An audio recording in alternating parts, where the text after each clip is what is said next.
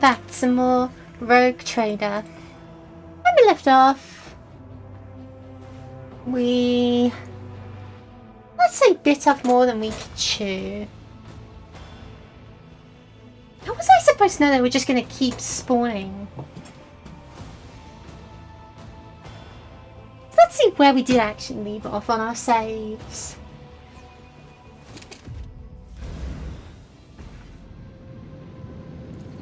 Oh, at the start of the battle itself. That's good. So our objective is to not take damage where possible.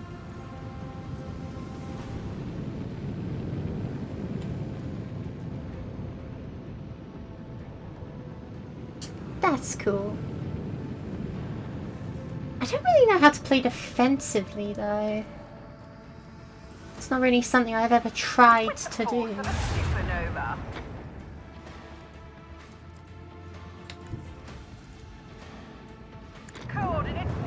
I'll shove it to here and...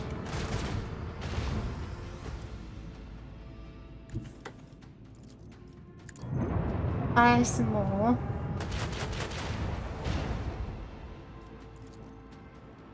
Let the boys sort them out. Fire some torpedoes. All hands. Continue on a little more. And then 3 more spawn in. Like, if it was just the first 3, easy. If it's these first 6, possible. But they just keep spawning in, and I do not know what is expected of me. It's ridiculous. Well, I can just try and survive, I suppose.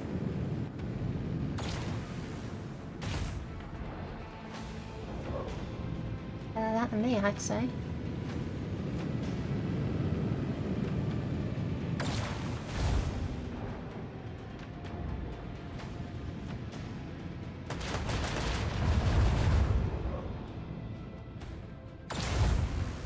Rude.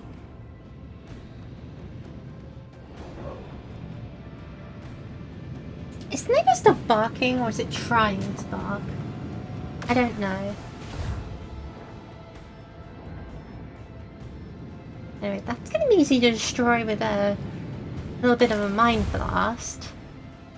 The torpedo should be able to finish off another one that's at full health.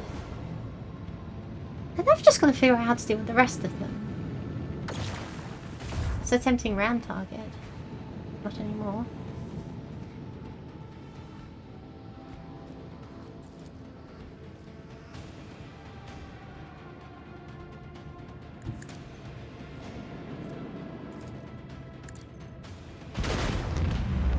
That's good. Macro cannon. Open fire.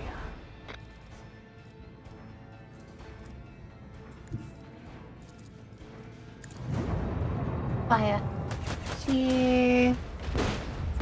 There we go, that's good.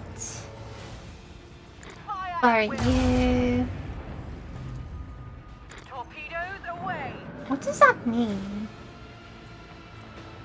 Enemies suffer a 25% chance to hit and a 75% chance to attack.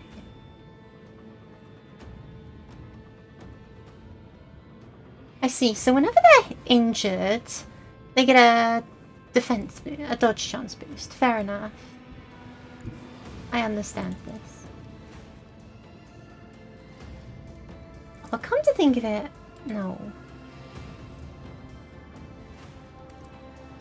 Where is the shunt over to here? I could totally just pull up and shoot them again, like this. Get caught in the explosion. And...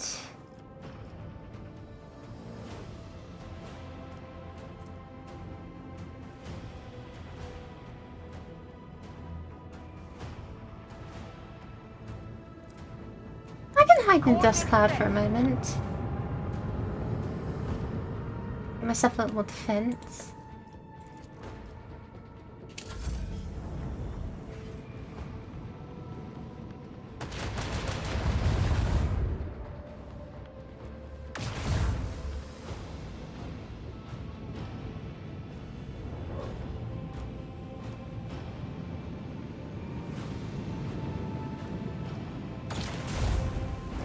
definitely reinforced the wrong side for that, didn't I?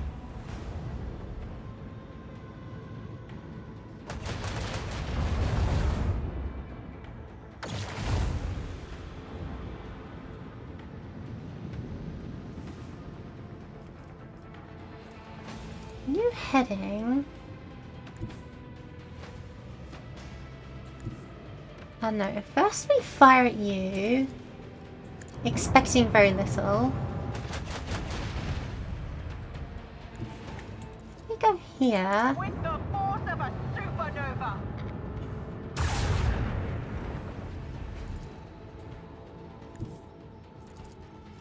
All hands, Blast you. prepare for acceleration. Expected nothing and I'm still disappointed. Oh well. Run down to here and explode. Oh boy, even more. I didn't even kill both of them. Didn't kill either of them. We're just having a bad time.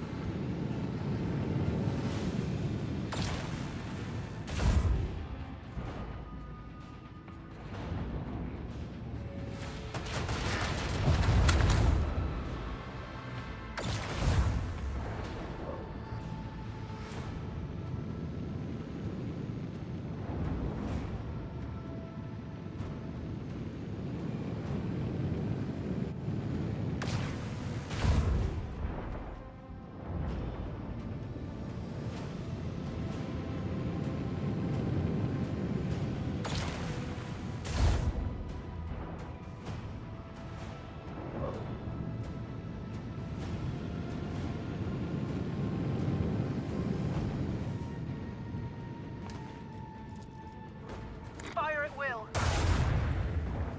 Wow, that was disappointing. Salvo. That was more like it. Let them Let's taste kill. our fury. Animations.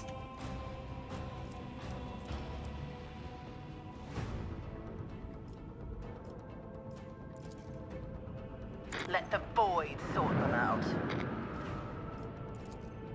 You know what? Just crush them. There we go.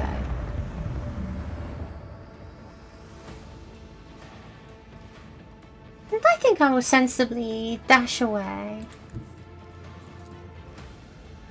Coordinates set. Because it's a lot easier for me to turn around and fight them later than it is for me to go around in there and get ganged up on.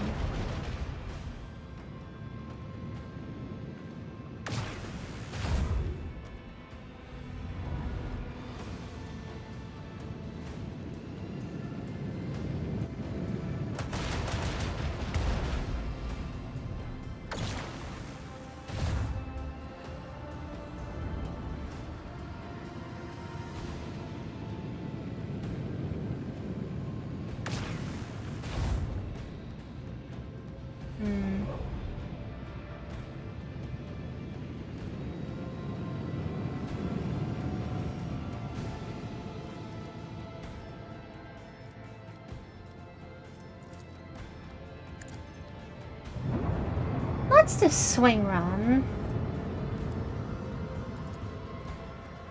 With the force of a supernova.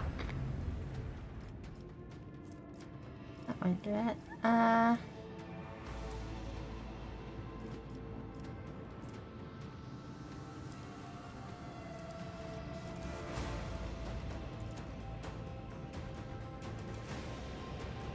Yeah. Let's do this. All hands, prepare for acceleration. And gets 3 more ambush spawns. Great.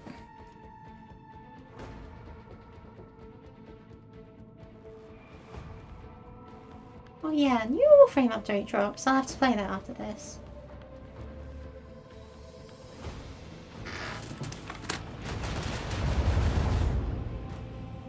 So how we doing? We're doing great. We're getting shot at. This is great. This is fine. Maybe I should just, like, leave.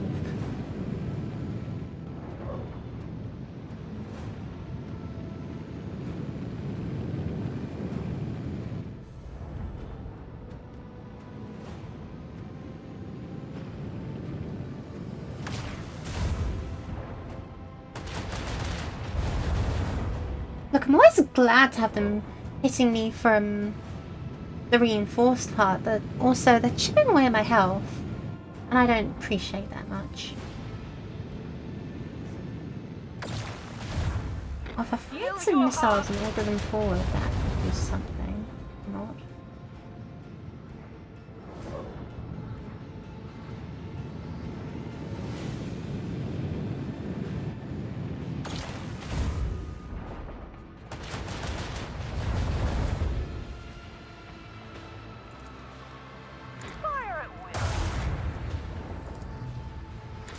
Blast them.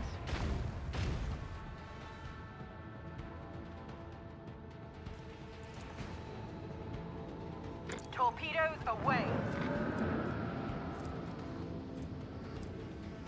Launched on another turn. Damn.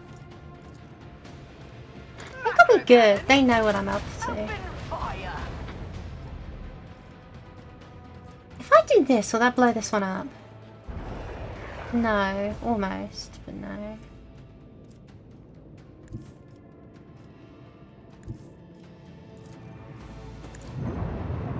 Fly around my missiles.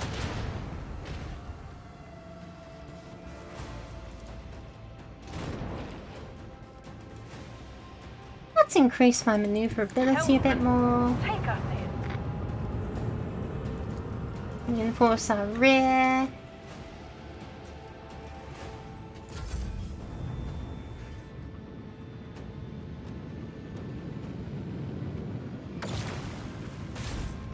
Yes, please attack the missiles and not me.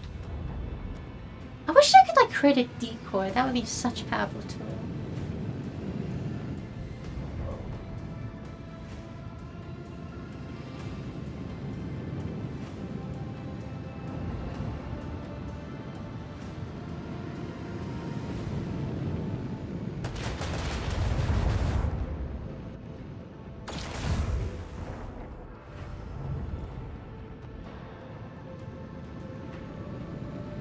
I think we can do it if we don't get horrendously unlucky, which is a big if.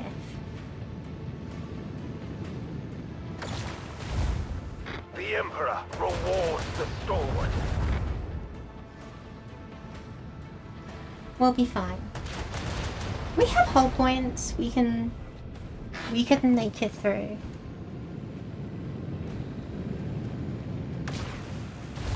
We can make it through. That'll blow up and kill us. Let's not do that. How about we shunt ourselves over here?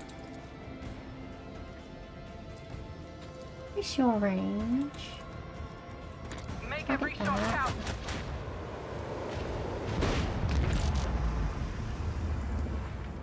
Macro Look at cannons. that. Open fire. Seriously? A single point. Oh, that's wretched. Okay, into the cloud we go. Engage the engines.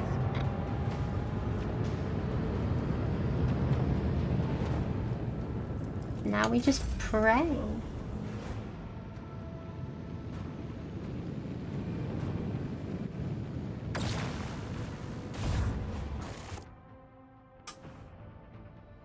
That was a really good run. Hold on.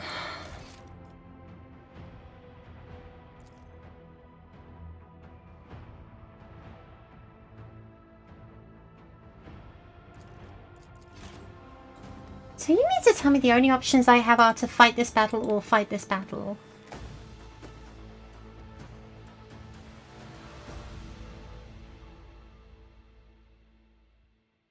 That's not looking good.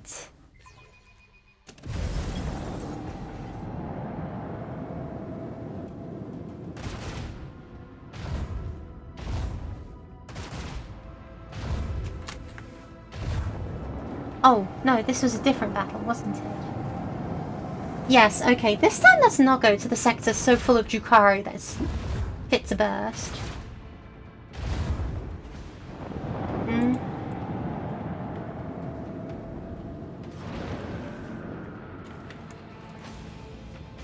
Lance batteries. Volley. Let the void sort them out. Make every shot count. Macro cannon. Open fire. Open fire.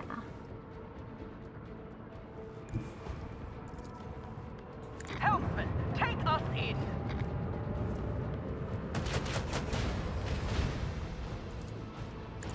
Blow you up. It's an offensive tool because I say it is.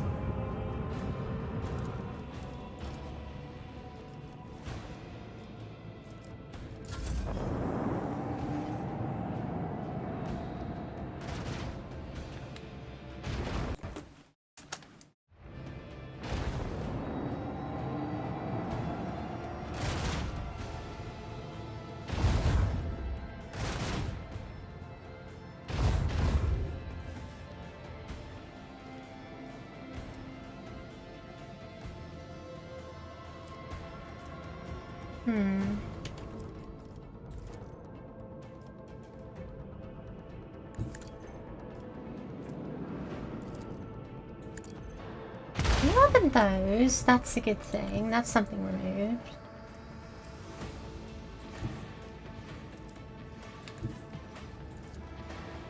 Salvo. Shouldn't these fours?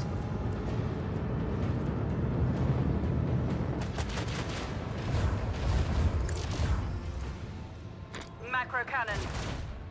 Open fire.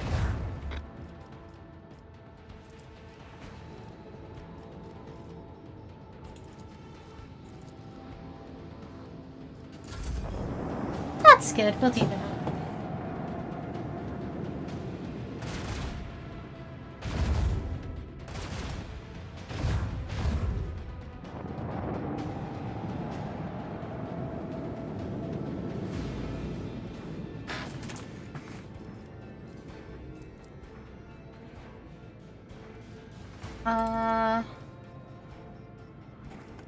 If we extend the range, we can have the dorsals hit that. Salvo.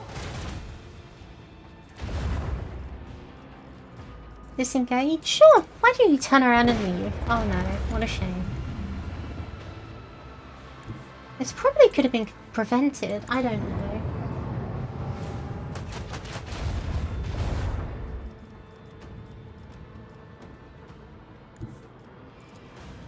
With the force of a supernova. Shoot. Well, All clear. Congratulations, Lord Captain. as expected of me.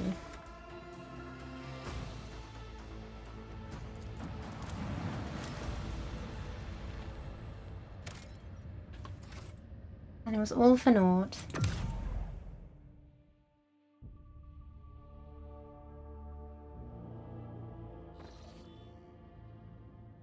Yeah, it was Atlantis 6 that was... Atlantis 6 or Atlantis 11 even. That was the danger zone full of Drukhari that I really don't want to have to deal with. So we'll go to Mortis Assets for now. Enemies have been spotted aboard the ship. Let's just go kill them ourselves. It'll save us some resources I'd much rather trade. Some valuable experience as well. Plus I kind of want to see what it's like. Well, I imagine it's just going to be the Or get left in the dust. oh lordy.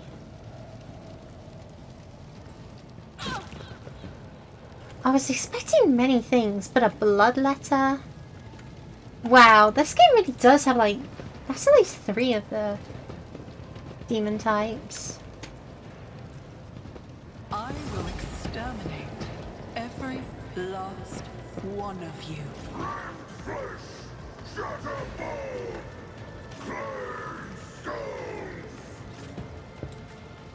Could have made that rhyme, you know. But she didn't. It's just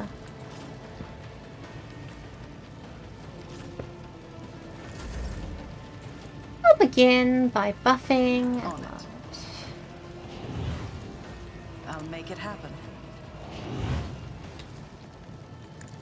Also, it always amuses me how big bloodletters are. Like, you never know that's the case until you put them side by side to human. It's like, oh goodness gracious, they're huge.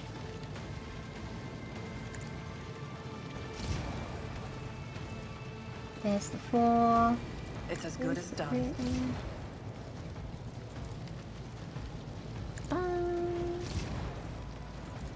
Who, if not me? I'll make it happen. How about we just have you do this? Target well struck. I honestly thought they'd a counterattack in some way.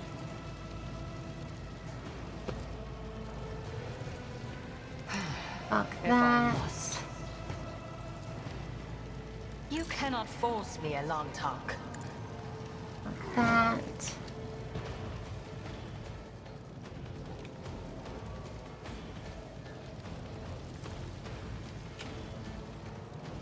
This tedium is beneath me. Mark that as well. Why don't we just clean the bounty now real quick? Soul slips beyond the veil.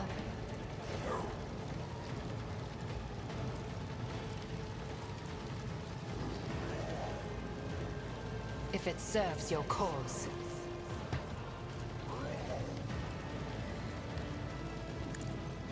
And splat. I am not your Xenos pet, monkey. I will not. Really?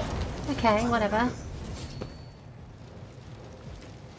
honestly thought she'd have line of sight some more targets. Oh, there's a bloodletter there.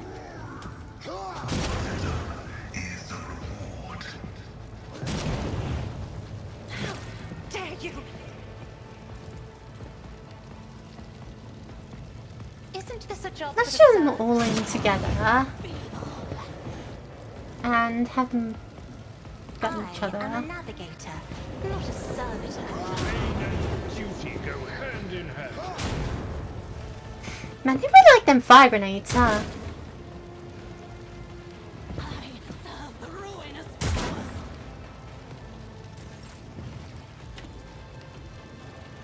Let's have the bloodletter. I'm not accustomed to being ordered around. Or not. I'll show Okay, you Abelard. why navigators are feared. Save us. At your beck and call. Over here, cut them both down. I took care of this one. This one Zero down. target.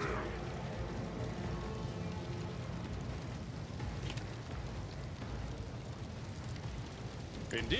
Charge this one. At Cut your them beck and down. reduced to dust. For Activate their volunteers, breach. I will do my duty. Cut this one down. The Victory fact that is those two heroic skills can like stack is just impossibly funny to me. Fuck. one fewer target. My place is at the hall. I took care of this Them one. down. At your beck and call. This one down. Reduced to dust. Go up here and cut this one down. One fewer target. He just gains more speed, is the best part about him. Because of his equipment, he just gains 3 movement every time he attacks. With a bit of luck. That's just It so will be done. funny. Someone else can do this.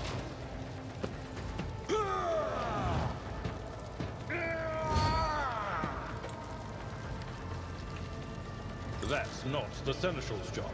At your beck and call.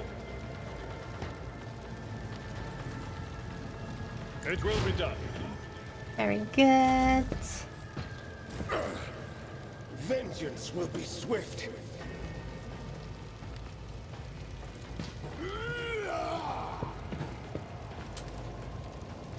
Activate this so you can move and swing.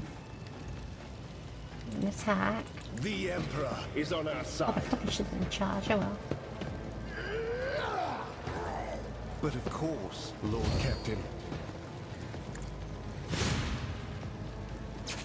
I just think Bloodletter is certainly an impressive feat.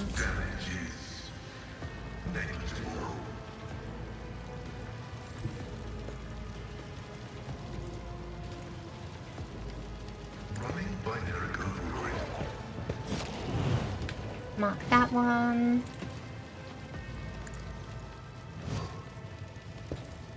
Request approved.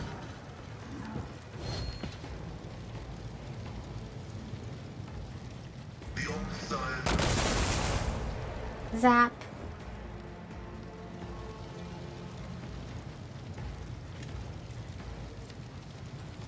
The scriptural prognosis is favorable. Running binaric override. Request approved. Abelard gets to move on his turn as I've seen normal. worse battles than this in my time. I took care of this one. This stuttering old fool just hasn't had enough combat, I guess. I will do my duty. Now it's just a Bloodletter we have to deal with. A tactically sound approach. It will be done.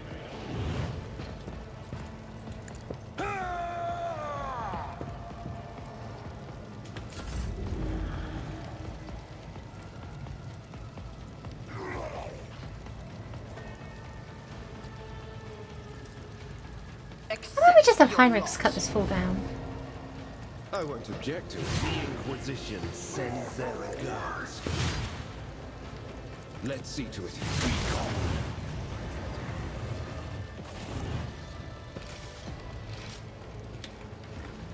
I believe that's the matter resolved. Sure seems like it. Always keep your eye on the prize.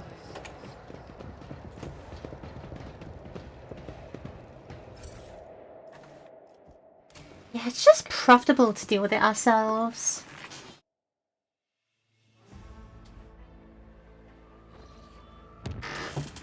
Now then.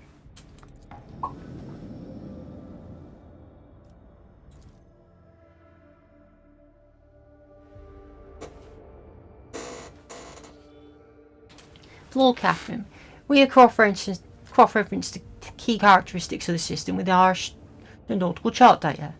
Planet Vapor 6 is located here. Problem is, the augurs detect unusual change in the atmosphere, not unlike a mass release of toxins.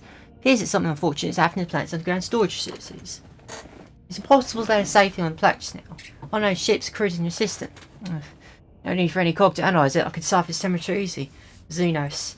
The army and artillery crews standing by. Oh, sweet. Hey, you know those Shikari things that we were struggling with earlier? Yeah, there's more of that.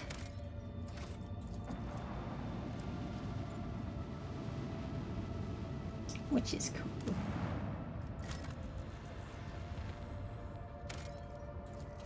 cool. Ooh. Bunch of batteries? Why not? Oh, lordy. What do you mean power off? You're working just fine, actually. Bloody headphones. This planet can barely sustain life, and yet searchers discovered a long-lost Imperial colony, one that was cut off from the rest of the galaxy centuries ago. The colonists live in conditions worse than any underhive, yet they still venerate the Emperor and gladly welcome their visitors. Lord Captain receives an invitation from the local ruler, the Arqueen Princess Domina. The ruler meets the Lord Captain in a shack, considered to be a palace by the people here. The Arqueen's unusual crown is made out of metal coils, most likely part of an ancient device for boiling water. The guests are served the finest delicacies the colony can provide. The Archqueen praises the visitors in mangled low and calls the Lord Captain her dear sister. At the end of the audience, gifts are presented to the guests. The Archqueen's minister delicately remarks that the best possible gift to the Lord Captain and her crew could provide replenishment to the colony's meager gene pool. The most ruggedly handsome among them presents the Archqueen's court with the other gifts.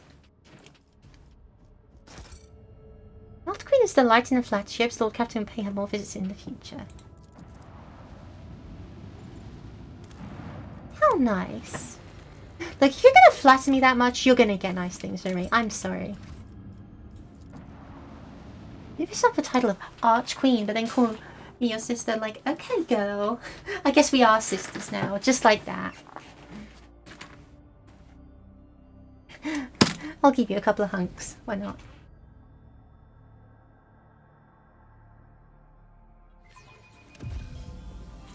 Now then, let's kill some Drukhari who are hopefully a little easier. Okay, don't go there. Last Hatred Frigate. Okay, I say easier. I don't mean easy, it seems.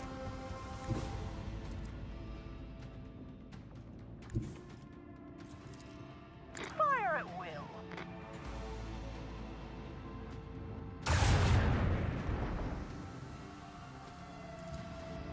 Keep up the pressure.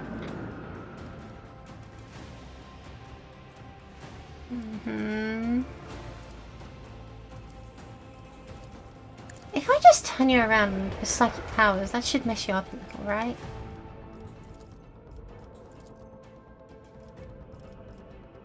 Should. Engage the engines.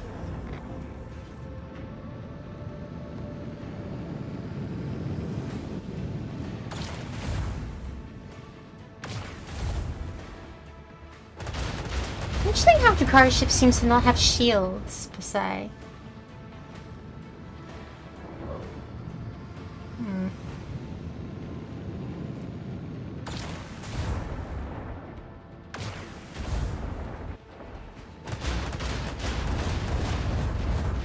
No, by all means do.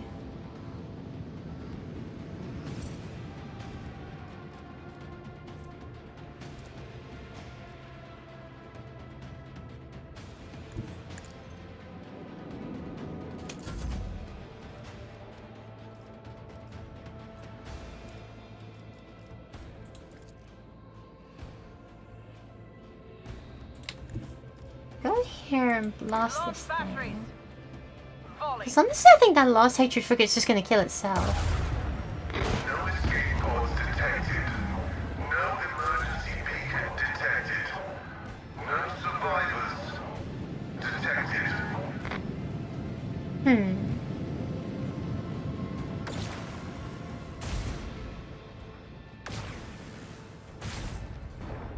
Yeah, no, it's kind of your mistake.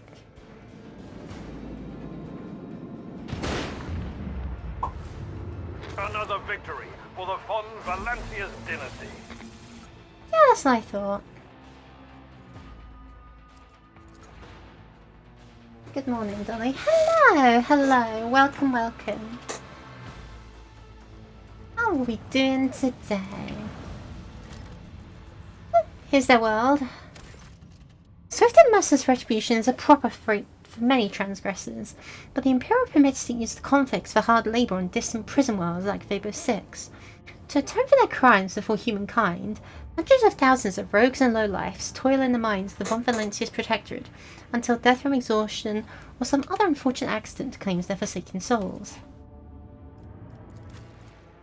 Sounds like a nice place to be. Let's go there. I'm doing alright. How's the grim darkness of the far future? It's decent. There's only war, but you know. If you pull all that aside, it's actually pretty sweet.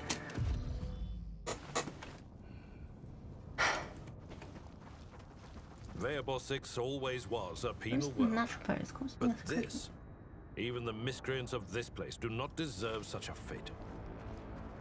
I believe many of them do, I'm but not at the finding- hands of Xenos. The caustic ooze gives off sickening vape that eats away the lining of your nose and mouth, making your eyes water. And called his throat right before he died. Ugh. Hinds of Hectaria, witch cult from depths of Comoran. Tread carefully, Dolly. Their footsteps make no sound, their blades strike fast and lightning. Oh, wow. Keep your wits about you.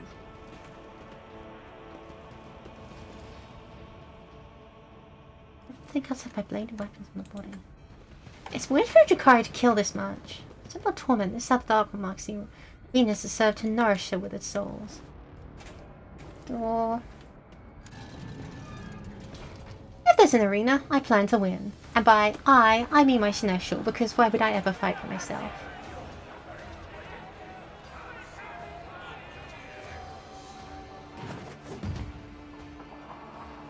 Oh? Oh, oh. I don't know, man. That sounds like they have footsteps to me. Tazara. The tall, lithe Xenos moves with the grace of an otherworldly predator. The creature gives you a dispassionate glance and casually speaks a few words that are immediately picked up by a elucidator.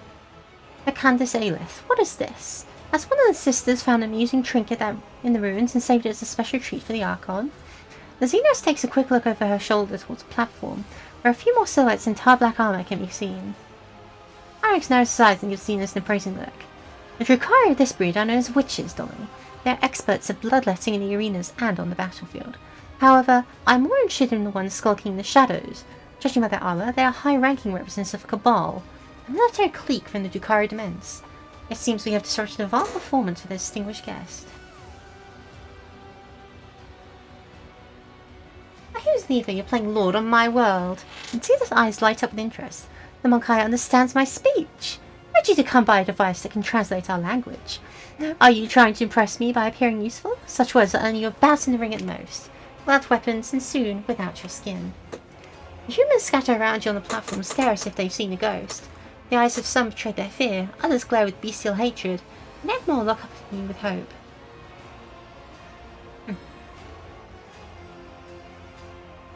Who are you?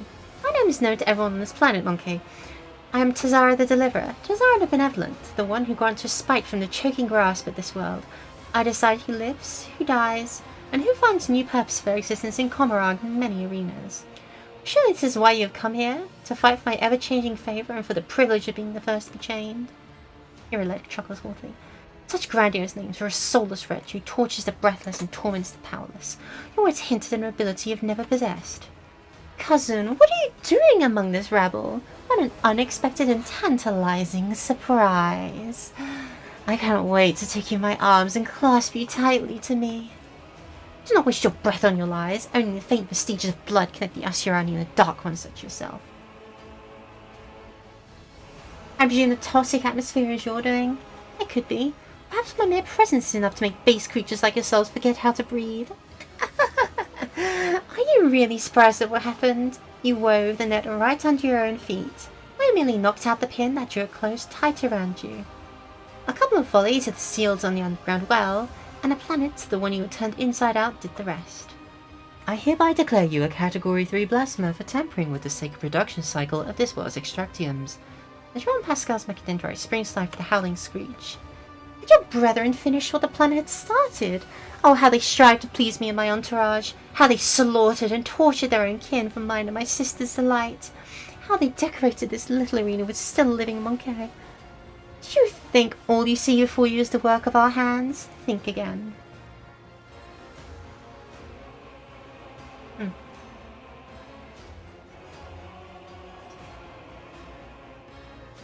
You ravaged the planet, wiped out millions of people. May those who survived bend the knee. You will pay for this.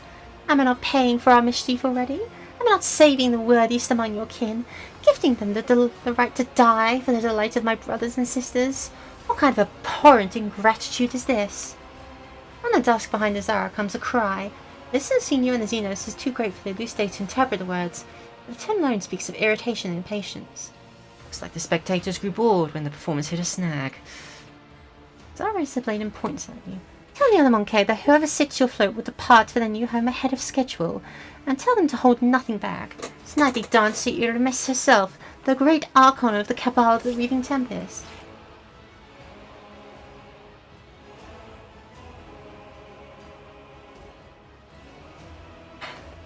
dying to entertain Xenos is a path to eternal shame and condemnation of souls touched by the Emperor's undying glory.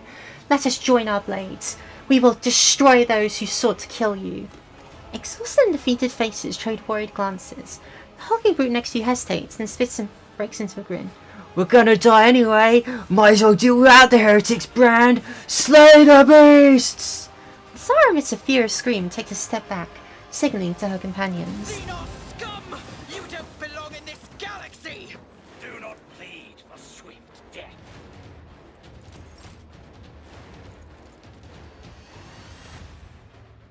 That's gonna explode, I know it.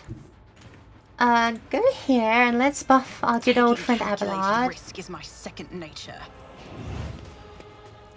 On it. Let's mark. This is the back line.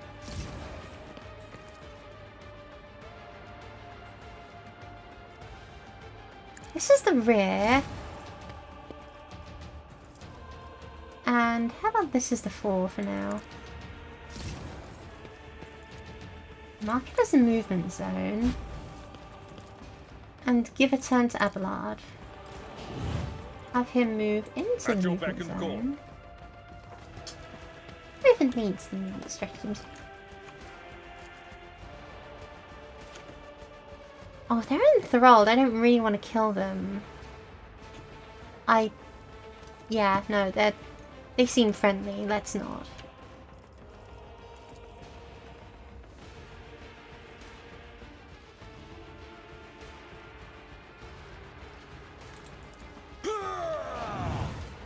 It will be done.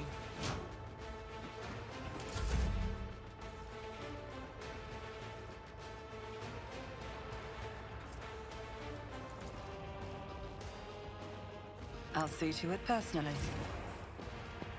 Micah's kill zone then. Who, if not me? Irelette. She goes up here, she can see most of them, so we'll to strike. sit her up here.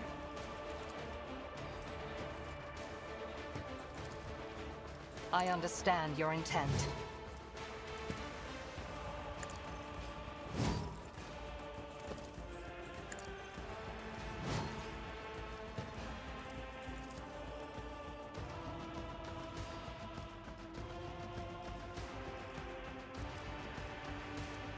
I am not your Xenos pet, monkey.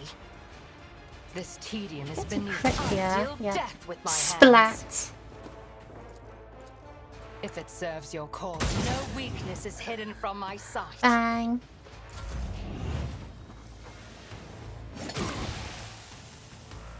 Hold on.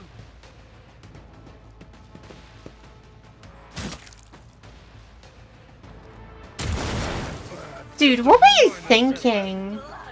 I'm gonna die, so let's just take some of them with me. I'm gonna say respect to that. If you insist, Lord Captain.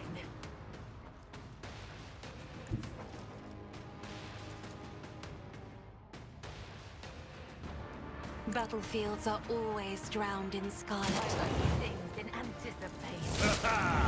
An exemplary strike. If I may. Let's have Heinrichs. Any blitz over here? No. He can charge. Cut him down. If they don't die from fire, they'll die from poison. Suits me just fine. Naturally.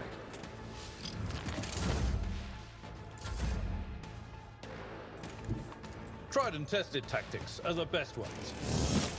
Explode. No matter the cost. I'd rather not. I tell you to go here and charge. Victory is imminent.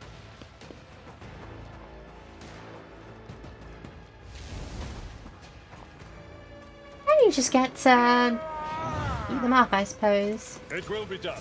You will not withstand my vengeance. Pay for this in blood. Indeed. I'm so sure. Sure hand. Woe to you.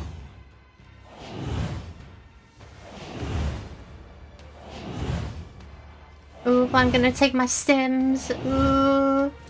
Reduced to dust. On in, maggot.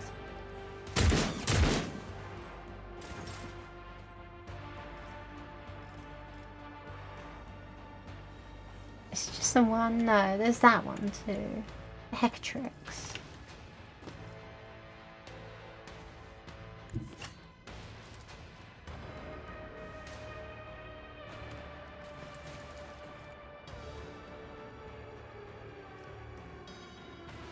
For the throne's glory. Whatever.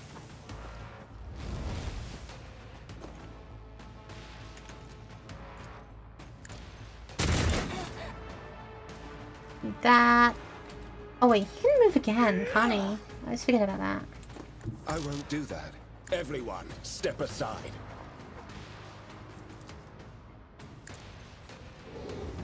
Strip them of their power.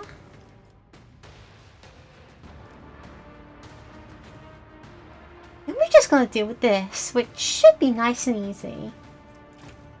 The Omnissiah knows all, comprehends all.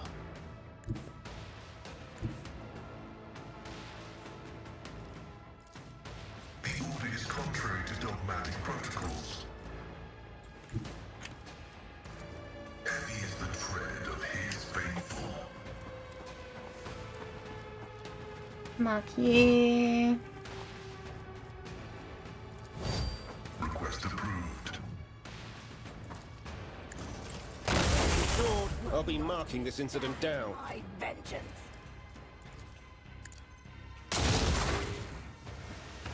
Request denied.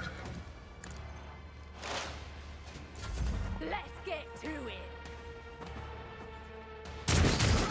Is part of the trial.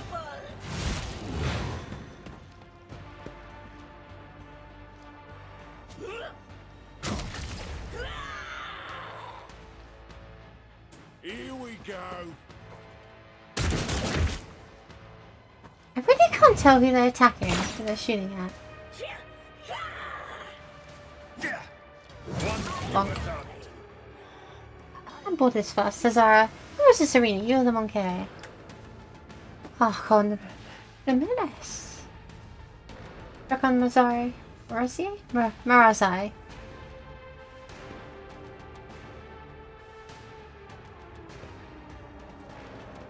Just walk through him because you can. Let's get to it.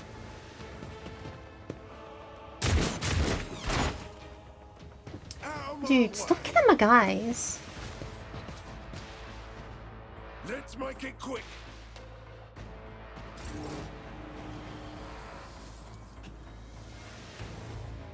On it. At your beck and call. I took care of this one. The surviving gladiators turn ahead toward you one after another. All eyes on battlefield glued to you.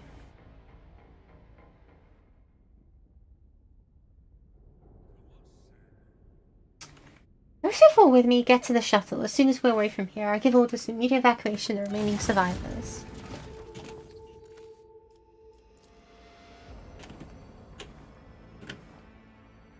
Glory to the Imperium.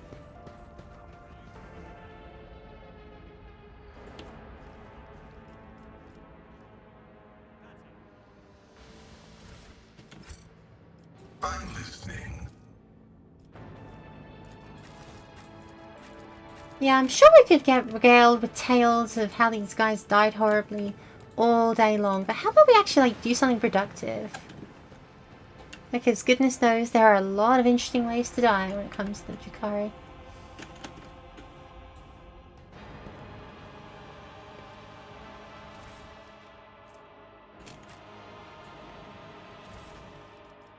Poison knives, blast pistols, ghost stuck revolver. I didn't even know there was still a loot option. Reflect, judged by the garb of the Xenos, they're not like the ones you killed before, must have been the leaders. I always keep my options open. Over there.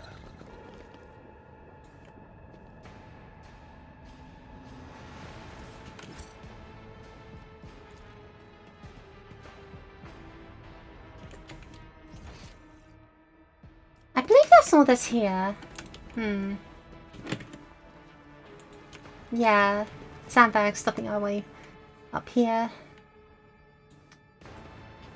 Typical. I always have a backup plan.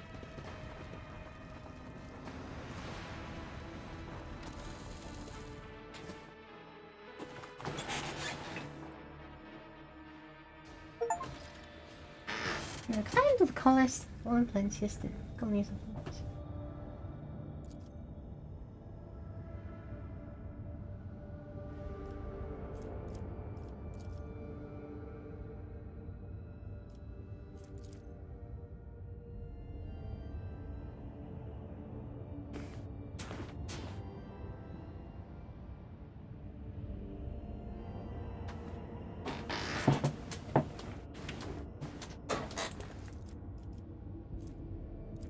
So when you say that, it's like less than or equal to 10, right?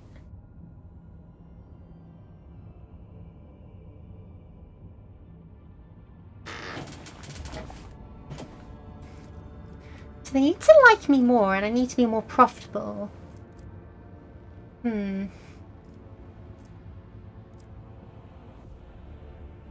Or purchasing foreign criminal. Now we can improve our standing with the Navy, sure.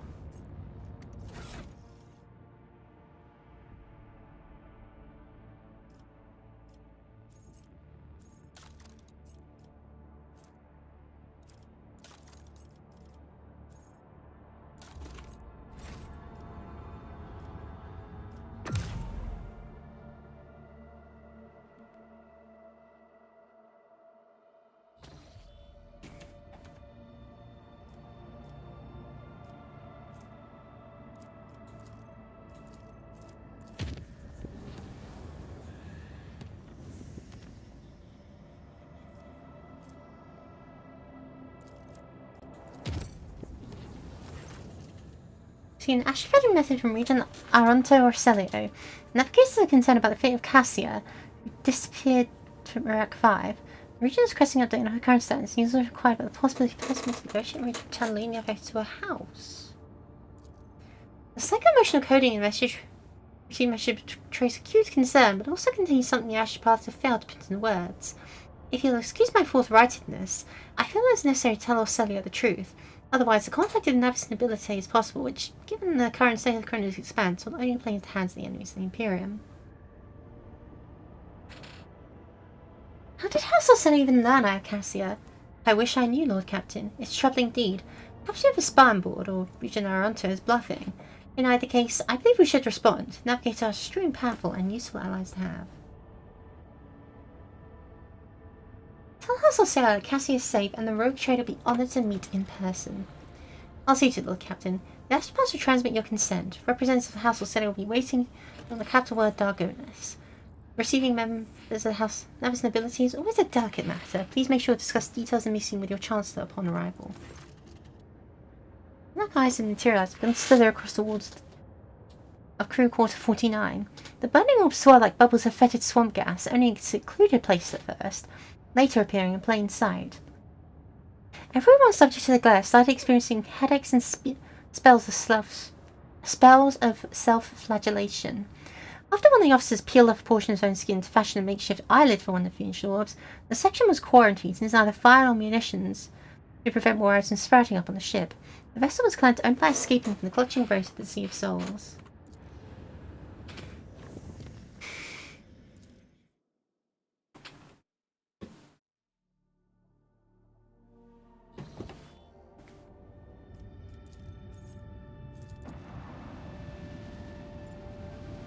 More politics.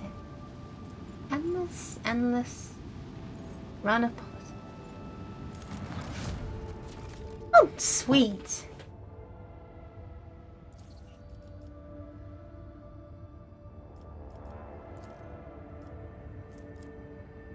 Kinetic purges will be sought as well into working hand.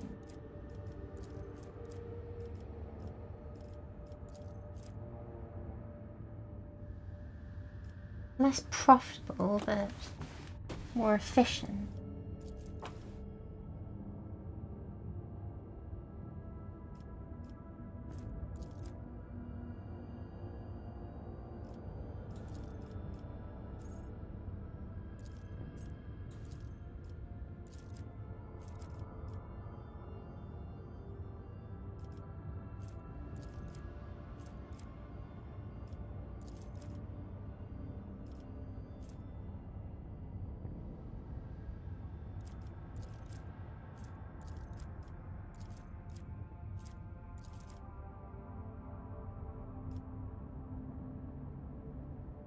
Again, I need the Imperial Navy to like me. And I also need to be a little more profitable. Let's give some gifts to the Navy then.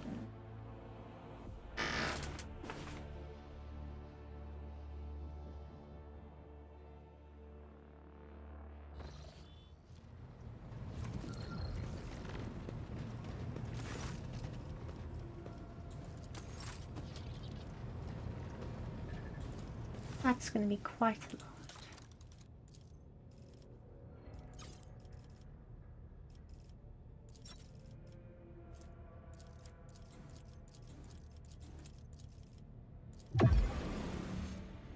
Right, I need another 2,500. And that means everything. Typical. Still gets me some nice stuff.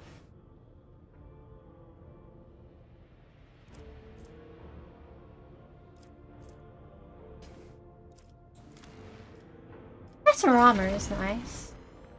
Your faction is also various ammunition that has the capabilities. Interesting.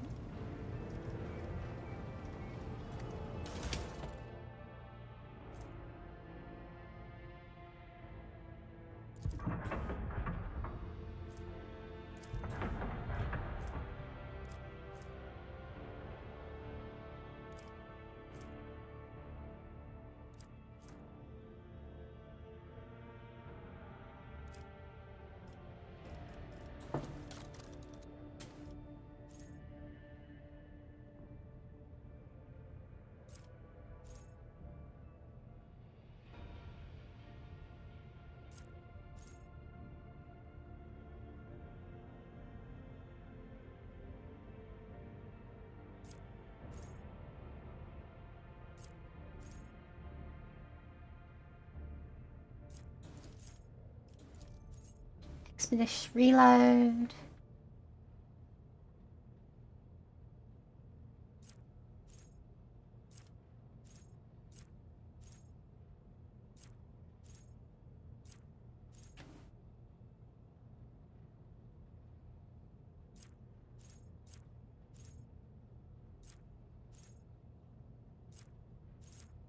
Sun and running sounds great, getting more advantages. That should be good. On what's his colony management?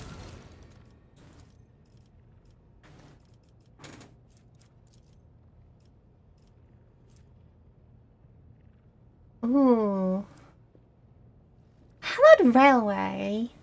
Isn't that something I wanted?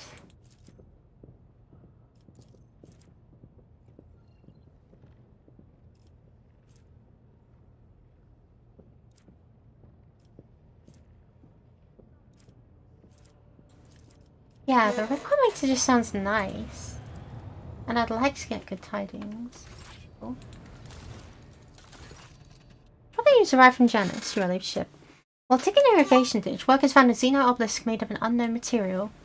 It was left in the laboratorium and subjected to a number of tests, one of which caused a reaction. The obelisk generated low frequency vibration. The events that followed were catastrophic. A series of anomalies recorded in the Epsilon 2 Majoris region.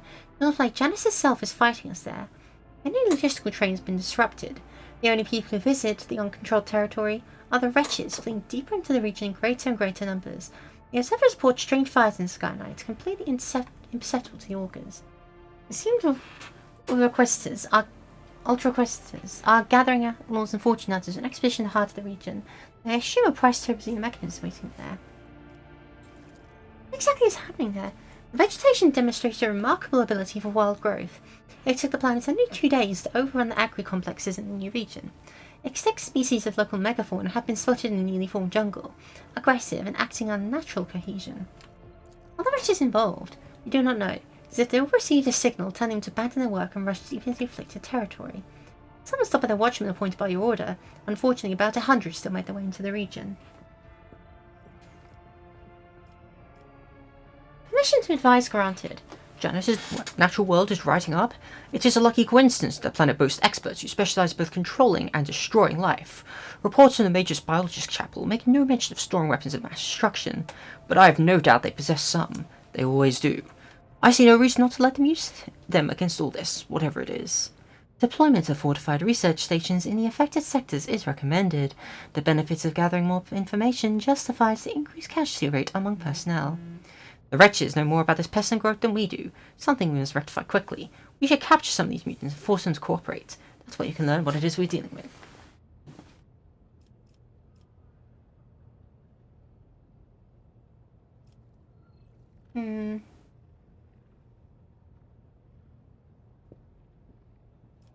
Let's start rounding up the wretches.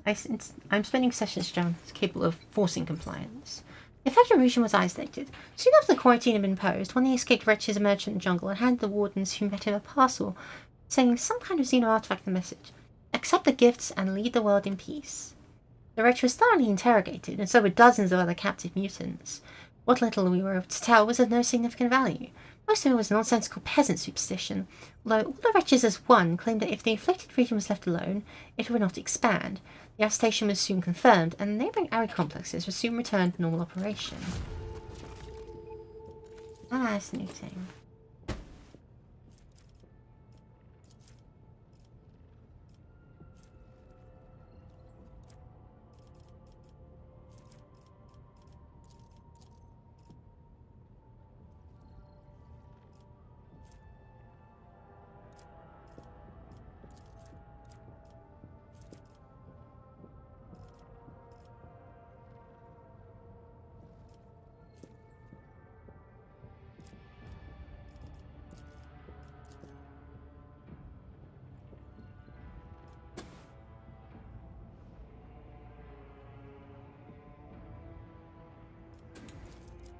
Interesting.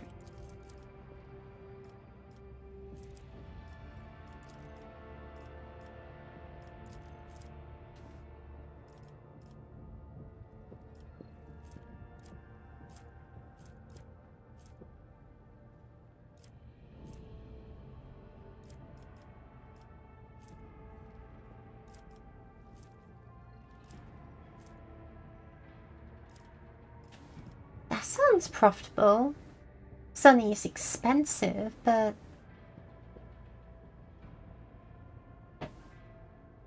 yeah, let's do it. Kyavagama. Lord Captain, the tech breaches have made a sinister discovery on Kyavagama, a blasphemous machine built at the behest of the wicked Cubist Delphim. This mechanism is capable of picking up the whispers of the warp. It also occasionally transmits a discordant binaric melody to no one in particular, but no encrypted data or other threats have been detected. It seems to be a functional side effect of sorts. Of course, the idea of using a machine instead of astropods to contact the voice of the warp may seem tempting, but this machine is teeming with corruption. Its fuel tanks are satiated by the liquefied souls of your subjects. It's enough for now, but someday it'll have to be refilled. How could Delphim construct such a powerful and monstrous machine? By defying the dictums of the Omnissiah and venturing into Paris' field of experimenting with warp technology. It is dangerous, knowledge, but the ancient and incredibly complex Vox corridor mechanism, much older than Delphim was. He probably found it here and made use of it to his own ends. What does my retinue think about this? On behalf of the Inquisition, I hereby declare a ban on any contact with this device. It must be removed and given to our acolytes. Normally that would be all, but I would explain further, out of respect for you. The Inquisition can reap benefits from this heretical machine. Our trained acolytes are able to carry a vigil near it, carefully listen to the dark whispers of the spirits of the Immaterium without succumbing to their corruption. We could discover their plans, and warn the road trader when any threat would loom over their domain. The demons want us to hear their vile speeches? Let them hear our righteous cry. Dolly, let me summon them as zealous preachers who would dedicate their lives in zeal to reading a litany of fury and rage to this machine. Let the inhabitants of the warp hear our voice and fear us. This blasphemous creation must be anathematized and deconstructed. In the name of total knowledge acquisition, the principle of this operation must be inspected beforehand in great secrecy, requesting the right to investigate the heretical device before disposing of it. Heinrichs, take this horrible machine away. Thank you for your cooperation. The squad of the Inquisition's acolytes secretly requisitioned the corrupted machine. After a short while, some rather curious anonymous warnings began to arrive on Dargonus, and each of them had undoubtedly been paid for with blood and soul of a selfless defender of the Imperium. Thanks to the information overheard in the whispers of the warp, many heretical plots and blasphemous messages sent by the cult of the Final Dawn have been uncovered. The Protectorate has gained a new line of defense.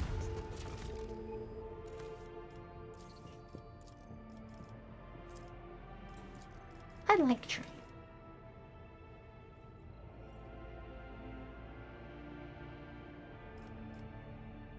That just seems good.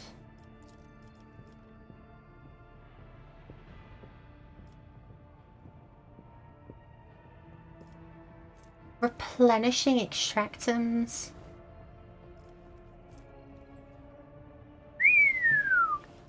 Yeah, no, we need to get more efficiency so we can get that.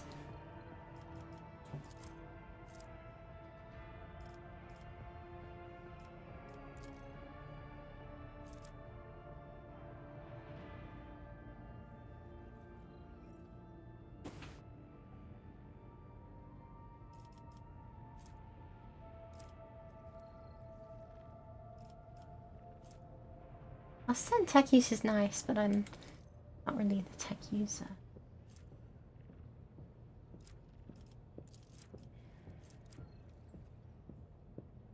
The utter bewilderment.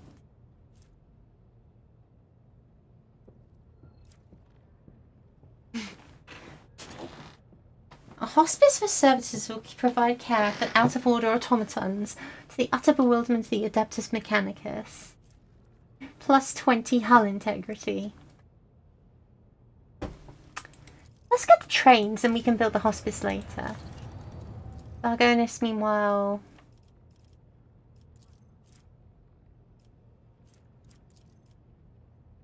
Yeah, I still need that extra point. Punishment the outsiders. Sounds good. Nice, nice. Lots of good stuff.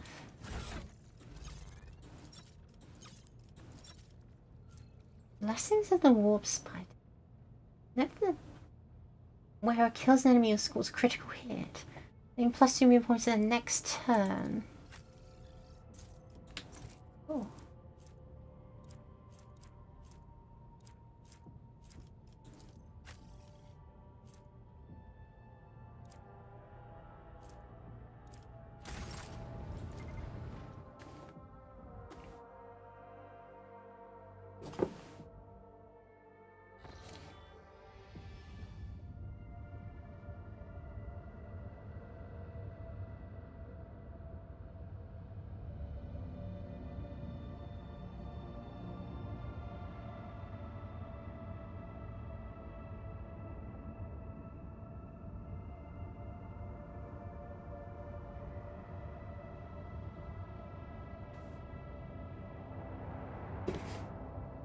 Right, Dargonis. Let's drop down and deal with this.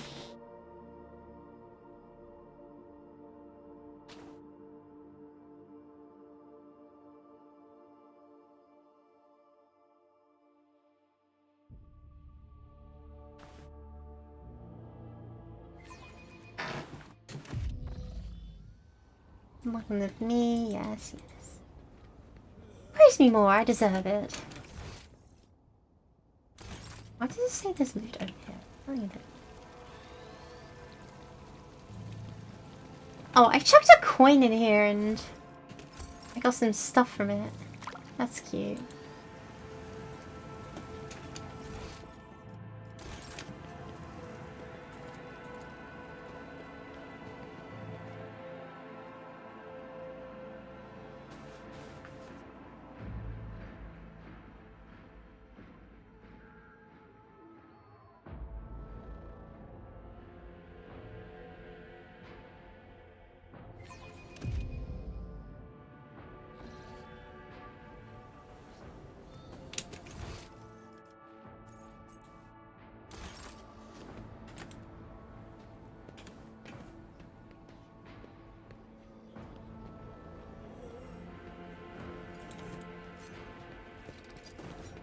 Crack this open. Cassia. She likes my art. Well, my art collection.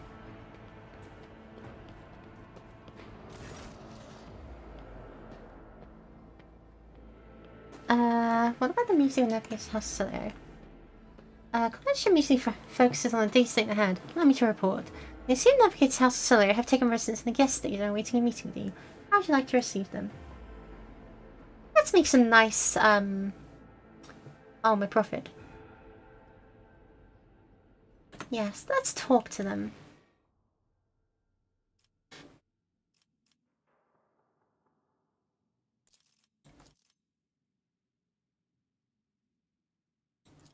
I will politely leave Violet behind because I'm sure she'll have many things to say.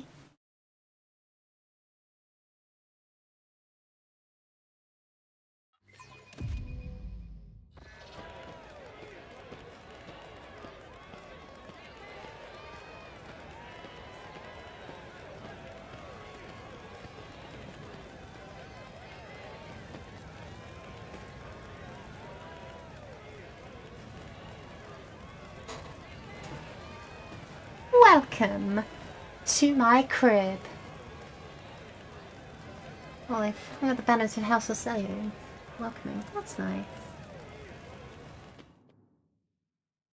Let's observe etiquette with one of the most powerful factions in the entire setting. I think that's a good idea.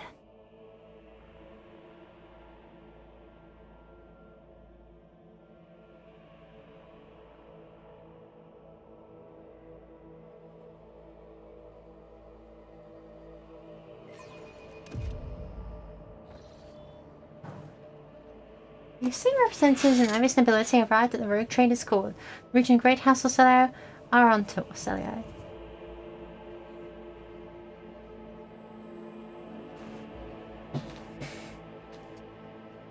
His companions, Lady Glycera Celio, Navigator Liso Simon Celio, and Lieutenant Bride Lady Navigator Alexandria Celio, Lady Navigator Elena Hatelio Celio, and Navigator Danax Celio.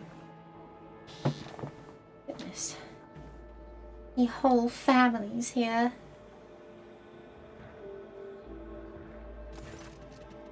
A tall, wizened old man proudly stares at you with milky, unblinking eyes. Loose skin sways with his every move, as his navigator's flesh is detached from his bones. An unsightly hole mars the regent's face where his nose should be. The old man's skull is covered in spiky growths. Rogue Trader. The regent's piercing voice cuts through the silence.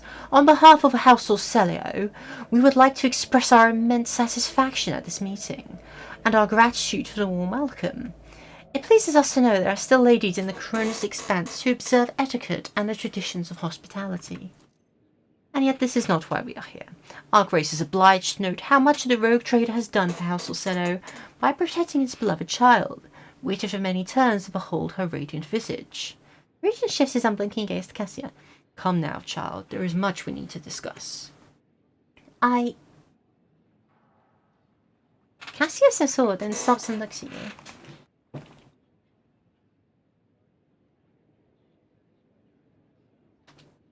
I don't like either of these options.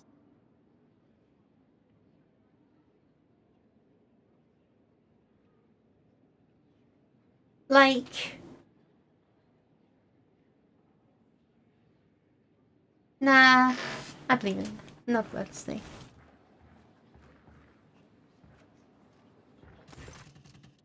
Cassia smiles faintly and addresses the regent. Esteemed regent, it pleases me to see the gleaming sheen of gold and turquoise above your brow.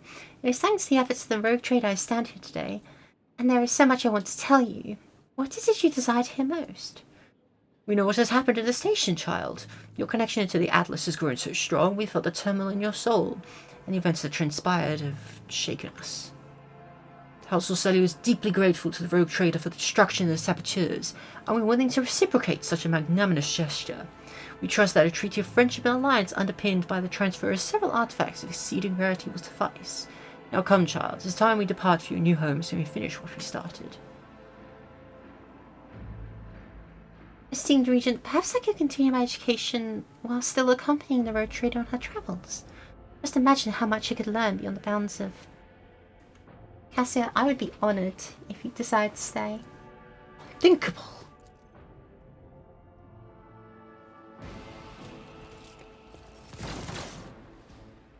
Don't just stand there. Help the rogue trader defend the child and the palace. They've all got chain swords, not even power swords. You will pay for betraying Felek and our freedom, rogue trader! Now kill them all!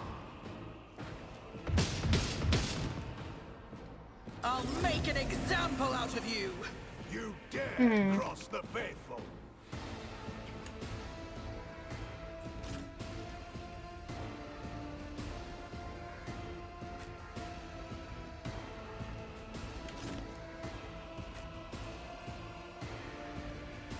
Should have expected as such.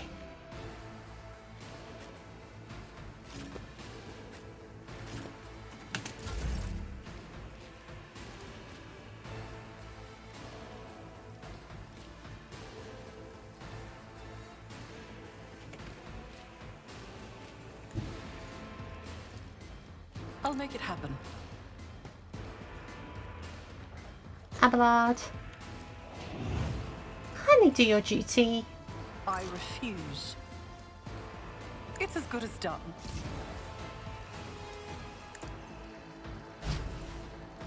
I'll see to it, personally. Who if not me?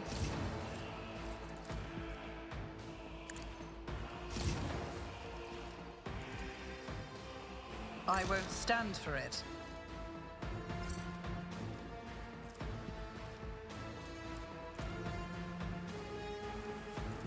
Let's have Pascal move up, seeing as he seems to be the one inclined to.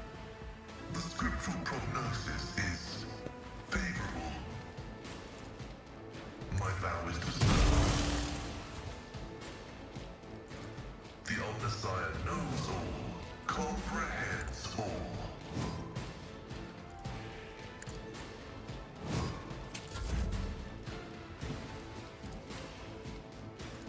I'll see to it personally. I will do my duty. Charges An in. exemplary strike.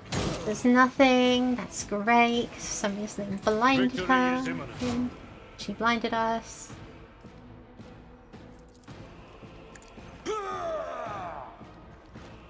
At your beck and call. Seriously, why does everything get set on fire these days? One fewer target. Knock her down. That is not the Emperor's will.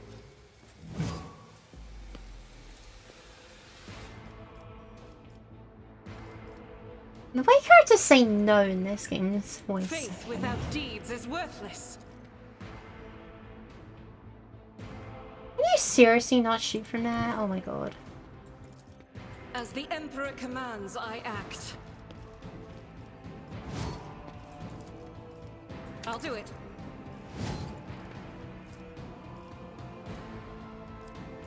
Doubt is for the weak. Concentrated fire.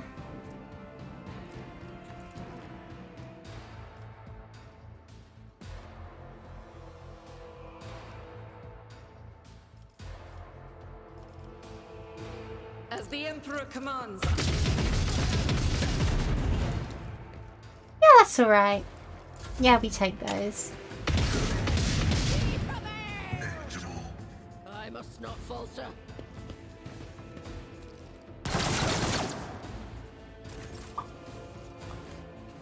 Henrix, can you kindly Let's see give to us a it. nice word? But of course, Lord Captain.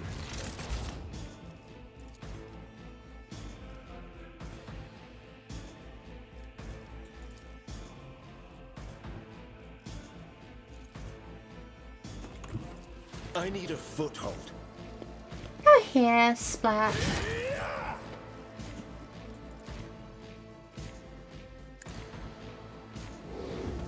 Weaken them. I won't Take object them. to it.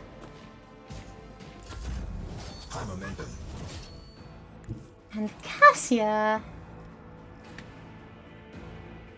can kind of go here. Hi, how are you? Oh, goodness gracious, it works. Hi! Hi! Step Boy, am I aside. glad. The navigator is coming.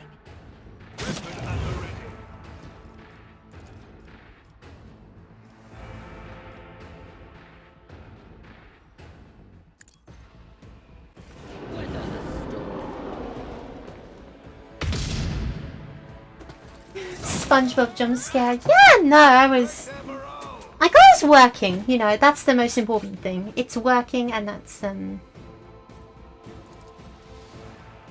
most important part. In the name of House Orselios, I shall prevail. Wow, okay, so that ability affects her as well. That's interesting. That seems to do a whole lot of nothing, I'll be honest. Successfully terminated. Stay vigilant.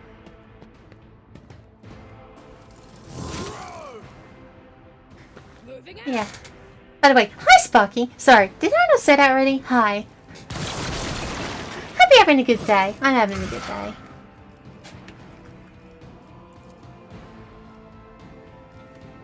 Oh, I should totally like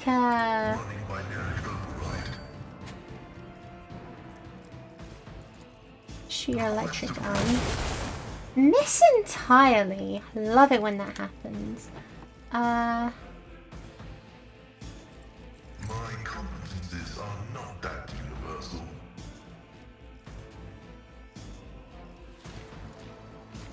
The scriptural prognosis is favorable. You should behind and leave on I heard say. Well, maybe I'm just that happy to see you, huh? Dude, stop shooting my guys. I can handle this. Again, why is that just running around a chainsaw of all things? Follow my lead. Like what? Like this guy is like no, it's Cassia. I thought one of them had a staff. Oh, it must be the one I killed already. For now. They all just got bloody swords. That is so funny to me. Can you like do the thing Cassia does where you make someone melt from looking at them? That seems like a little more practical. I don't know. Running around with swords, it might as well be toys in your hands because you're so weak. Because you're nobles.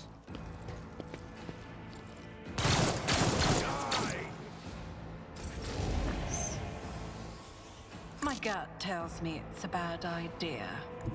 I wasn't trying. Don't let your guard down.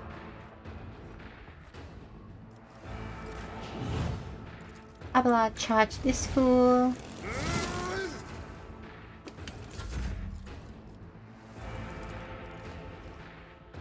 It's as good Let's as shift the done. kill zone over here.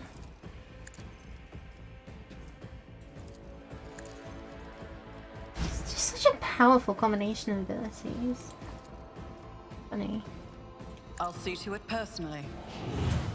I melt every time I look at her. True. I mean, how's the weather in Gala? It was actually quite cloudy earlier. And now it's gotten super clear and sunny and pleasant. I like it. I will do my duty. What a wonderful day for staying indoors, you know?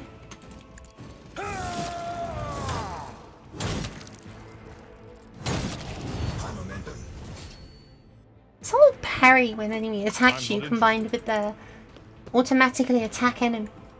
We'll rule the You stars. parry you combined with. No, I took care of this one.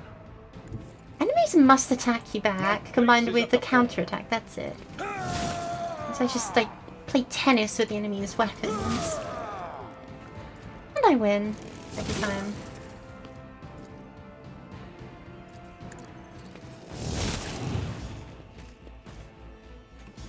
Who's next for a stomping? I've seen worse battles than this in my time. So let's use this poor sword and this one over here.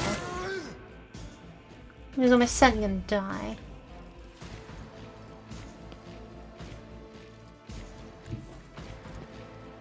Faith without deeds is worthless. I'll do it. Oh, she doesn't have the hunter's thing. Dang. Doubt is for the weak. Onward.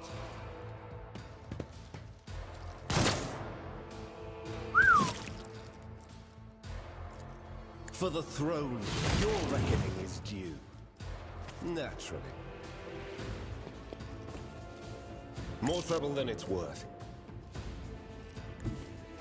I'll put Go my here and psychic blame this abilities to fool. use. But I hope the fault doesn't come back because I'm gonna have to check my TV. Lol. That'll be fine. That's just a rumor anyway. I won't object to it.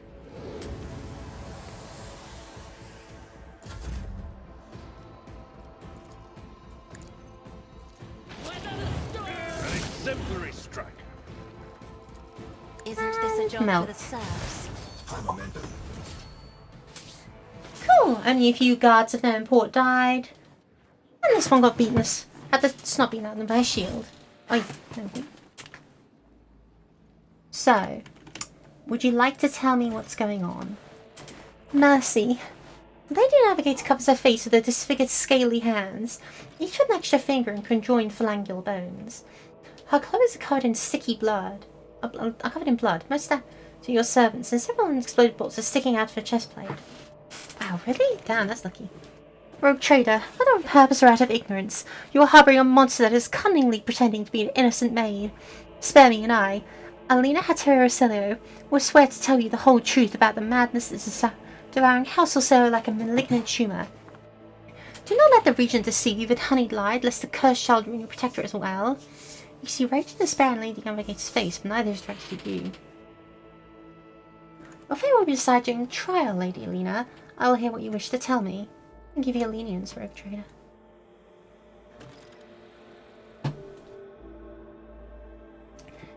The unnaturally bulbous eyes of the Navigator constantly shift between you and Cassia. Black secretions run down her cheeks instead of tears, leaving unsightly streaks.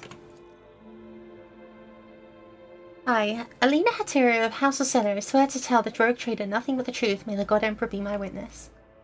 Pathetic. Silence. With all due respect, House Orsero has hardly covered itself with glory thus far today. It is time its representatives answered before the rogue trader.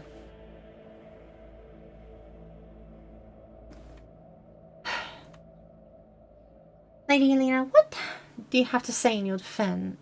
No, I should say that. Regent Aronto, represents your house made an attempt on Lady Cassia's life and attacked a rogue trader. Rogue trader, House Orsero humbly asks your lenience and forgiveness.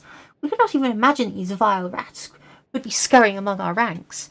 As them sneaking into the rogue trader's palace and staging an unthinkable crime, God Emperor be our witness, the accursed renegades seek to spark a feud between our houses.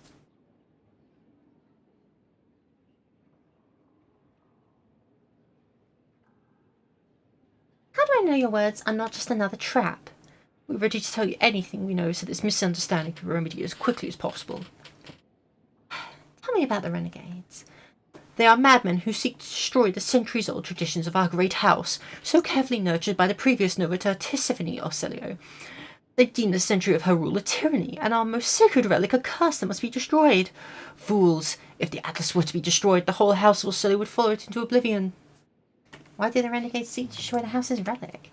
They dread its power, for only a Novita can fully grasp the mysteries and harness the power of the Stairway Atlas. What can the renegades call a leash we call a guiding star? Why are people trying to kill Lady Cassia? Everyone in the house knows the child is the keeper of the one true Stairway Atlas, which once belonged to our great Novita Tisiphone Orsellio. The ungrateful wretches secretly hated her grace, and when Tisiphone abdicated her responsibilities and set off for parts unknown, they staged a revolt to destroy her successor. Does Cassia really carry Tisiphone's Atlas? We believe it all our heart. Novita spent many cycles on the world where the child was born. It is said that everyone who witnessed the miracle of her birth simultaneously departed for a destination known only to the Novita. Tisiphone gave the order and followed them soon after, leaving her precious gift to the Atlas, to Cassia, and therefore marking her as her successor. Looks like House Orsellio is full on hard times. To call your statement false would be a lie. For many years we managed to maintain a fragile balance within our house, but then the Novita's departure shook the faith of many. The treasury is empty, the navigator scattered, the warp routes are scrambled, and many of our allies cannot be reached, which is why it is so important to complete the child's education. It is Cassia's duty to take Tisiphone's place and lead the house to prosperity. Such is her great destiny. What do you know of Cassia's unbridled power? A special gift for a special child. She was born with it and grew up under its influence. The instability Sometimes it hampered her education, but we learned to prevent most outbursts. As long as a child remains calm and remains in seclusion, the powers cannot take hold of her mind. I think I've heard enough. Lady Elena, what do you have to say in your defence? I do not know what it is you wish to learn, but I will start from the very beginning. A long time ago, Tisiphone ascended to the throne of Orselio. She was a daring novita who brought part of the house to the Expanse, hoping to strengthen our position in the Imperium. The house prospered, but Tisiphone was never satisfied. She went mad in her pursuit of power, seeking more influence, more control, and she saw enemies everywhere, even among her loyal followers. Paranoia was slowly driving Tisiphone insane, and one day she created the Starway Atlas, a relic that is implanted in our bodies at birth, a noose around our necks, our gift and our damnation. Tisiphone used the Atlas to control us, subdue our will, and mould our thoughts. If anyone put a toe out of line, she killed them with a glance. At first, many branches of House Orselio tried to resist her tyranny, and Tisiphone cut them down with extreme brutality. For example, the entire Sethala branch was destroyed simply because its leaders asked too many questions about the Atlas and wanted to know the truth about its creation. What else is Tisiphone Orselio guilty of? Tisiphone's madness weakened the dynasty, and not long ago the Novita vanished. Indeed, her loyal followers lie when they say she chose to retire. The truth is that nobody knows the truth. I hope she is rotting away in one of her secret worlds. I understand Tisiphone's transgressions, but what does any of that have to do with Lady Cassia? Tisiphone passed her atlas on to her successor before fleeing the house. To a newborn child! We cannot surrender the throne to the tyrant's creature. Tisiphone was cunning and treacherous. She must have hatched the entire plan beforehand. Her disappearance, the child, the transfer of the leash. We feared that one day she would be reborn in Cassia's body, and we could not let that happen. You called Cassia a monster because of Tisiphone's atlas? Well, yes, but there is more. Have you never felt pure, unadulterated disgust while standing close to her? Or perhaps fury or fear?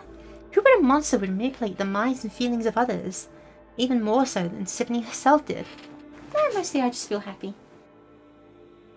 Why didn't you attack before? Why now? Tisiphone always had plenty of opponents. We were afraid to trust one another. Any of us could be spying for her followers. We saved our strength and dealt the first blow 5 years after the heir was born, striking one of the estates of Itavi. But the girl survived, and Regent Aronto hid her so far away and guarded her so thoroughly it took us another 13 years to find her. And then another 2 get into the Regent's good graces and reach rank 5. Now Cassie's in the spotlight and the House Council is about to put her on the throne. Surely there's no better time to cut off the serpent's head. See, Regent Aronto was not aware of the assassination attempt.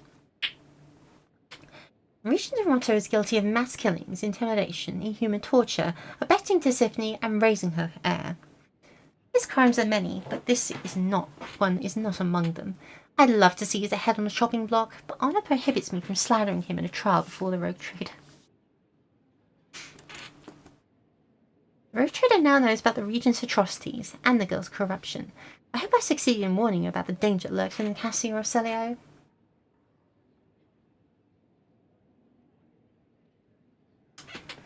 Lady Cassia, you two are an injured party in this. What would you do in my place? If I may speak, so many dirty colours have poured from the mouths of those present that I feel covered in filth from head to toe. As the future Novator, I want to bleach them, purify them, and let them go. Heed me, I am the one to blame for what happened today, and I accept full responsibility for the actions of my house. Vile wretch, who do you think you are? Will you now start killing those who have displeased you, as Tisiphone did before you? The fear on Alina's face gives way to desperation when she realised what she just said. She suddenly reaches the atlas embedded in her chest, looking at Cassie with obvious fear. Hear us, child. This burden is too heavy for your shoulder alone. You are not ready.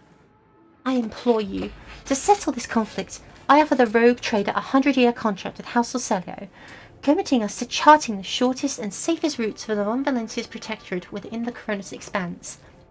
I will also remain among the Rogue Trader's vessel, aboard the Rogue Trader's vessel, and assist her until she decides otherwise, or until duty of the House summons me to the Novator's seat.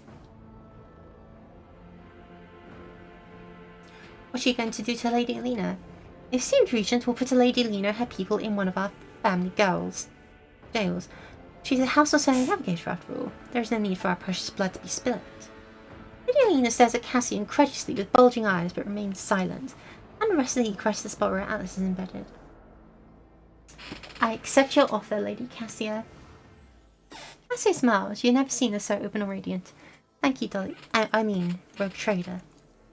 You shouldn't have run to remain silent for a long while. So be it. We failed to notice that our child has grown up and become strong. You may stay with the Rogue Trader until the house summons you. Her influence is anomalous, but it has served to bring out Blessed Tiffany's most precious talent. Talent of leadership.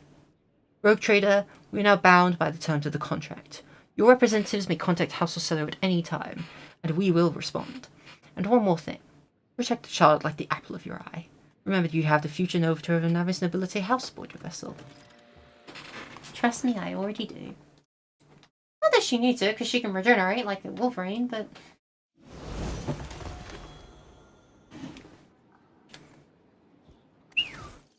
That was a little bit of family drama, wasn't it?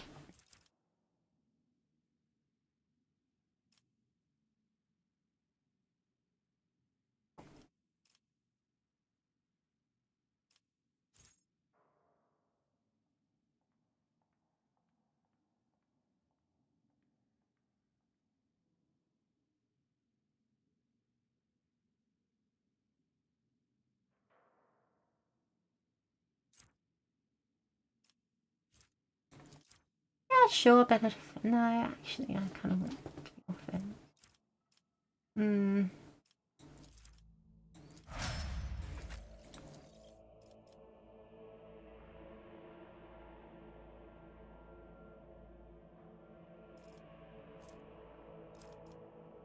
Building guard.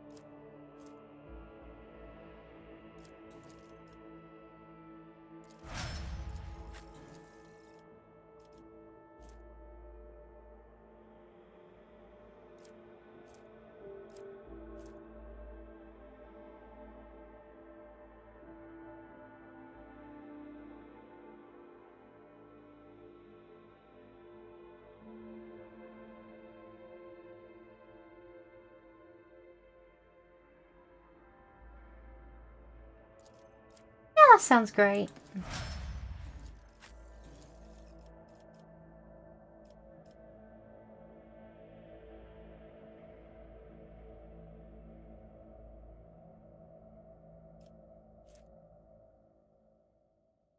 Oh man, these are both really tempting.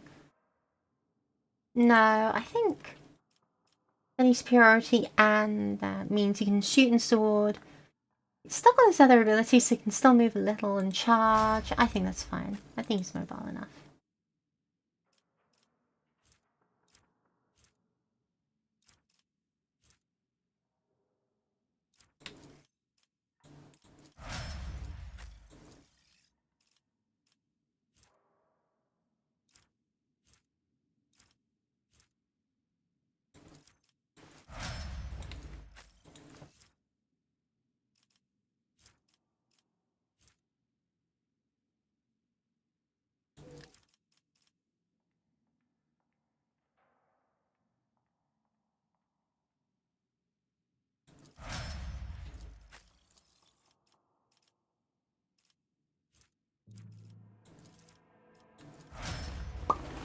That should be good.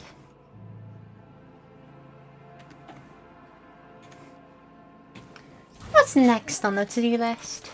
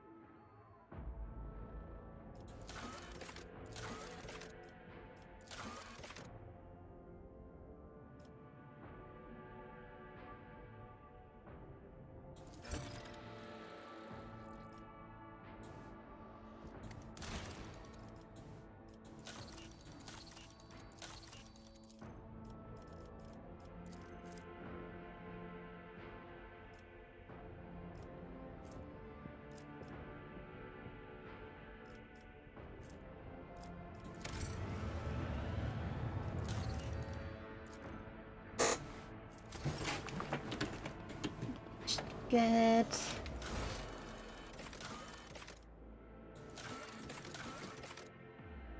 Right in the void.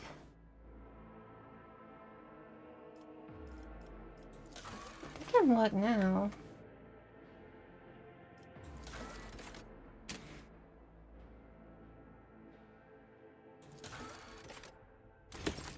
Let's go talk to Cassia a bit, and then we can maybe deal with these Drukhari pirates some more.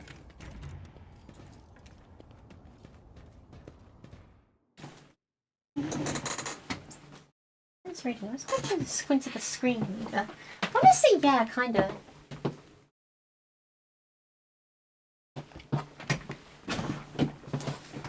Like, probably not as extreme as like the grandma lifting her glasses meme. But my eyesight is bad and my screen is close to me as a result.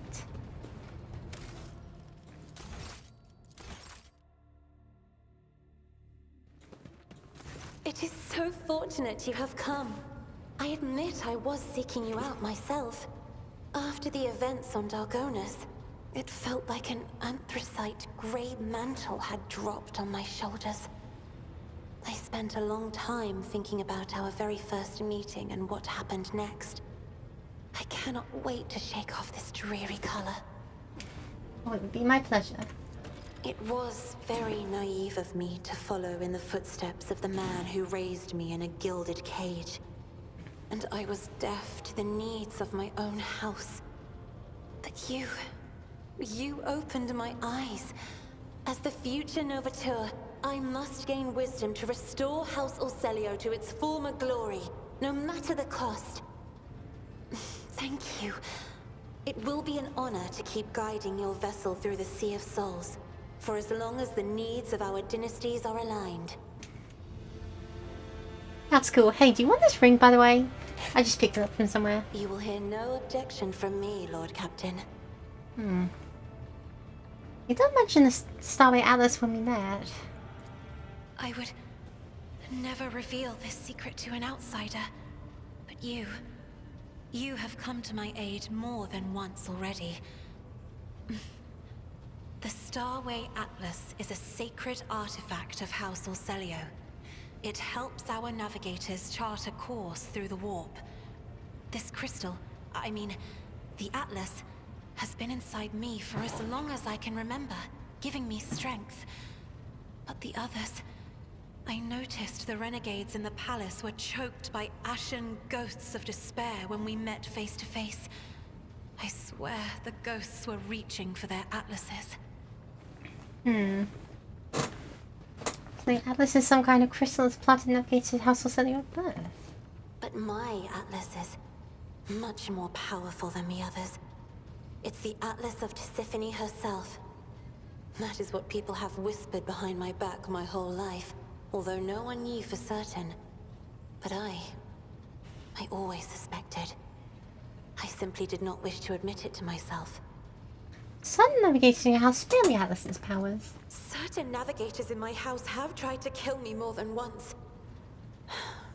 But the tales of Tisiphone's brutality... I am beginning to wonder... What if they are all true? What if I will be a new tormentor to those who serve me? Yeah, no way. You said you wouldn't share your secret with just anyone. Does that mean I'm someone to you? I didn't. I only meant that...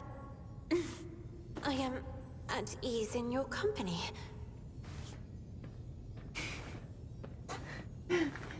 No kiss? Oh, not yet. Not yet, but we're working to it. Your heart stutters, steering heat envelops your shoulders, throat and chest, and your brain grows foggy. The by now familiar influence of Cassia's powers is intoxicating to your mind more than usual. Cassia looks away, a subtle blush blooming on her pale cheeks. Thank you for telling. Thank you for listening. I have enjoyed your company. Thank you for the conversation. I don't need to play dating sims. I just need to play Warhammer games.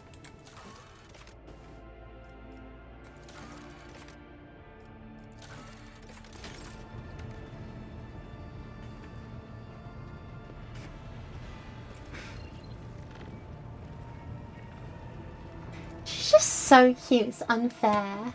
It's so unfair. How is she so cute? How is she so cute?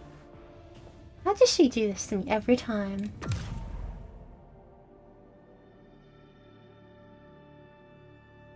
What about Warhammer Dating Sim? This is the Warhammer Dating Sim. That is exactly what I am playing right now. I shall see the message from Achilles, Scalander, and Dargonus.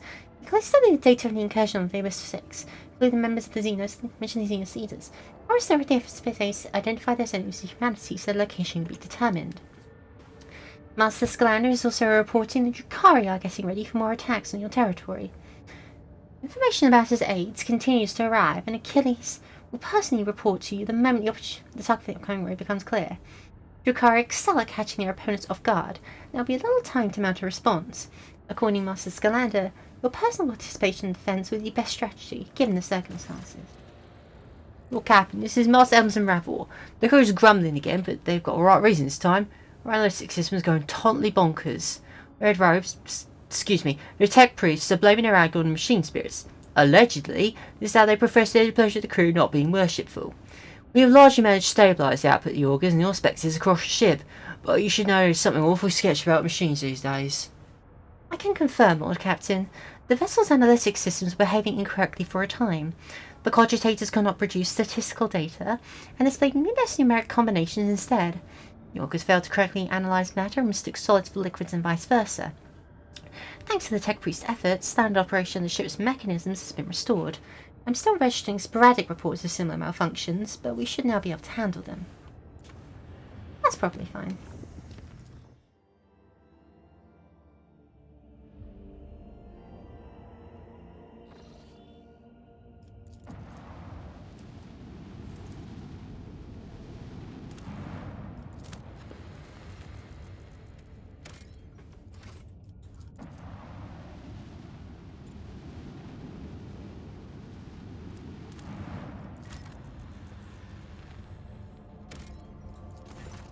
After analysing the auger data, the officers of surprise discovered that the planet was once covered in oceans. Long ago, an unknown cataclysm caused the seas to dry out and turn the world into a lifeless desert. The most amazing discovery was skeletal remains of colossal oceanic organisms, some large enough to be seen from orbit.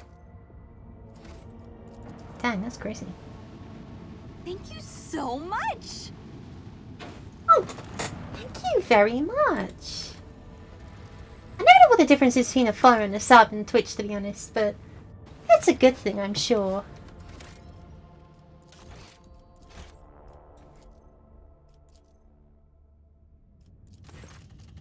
Another burning world. This time the fires come from within the planet, the perpetual volcanic activity creating powerful cyclones of gases, ash clouds and soot. Now you know what to look for, your augers can easily locate traces of the mysterious underground constructions. Operation is difficult, but proceeds without a hitch.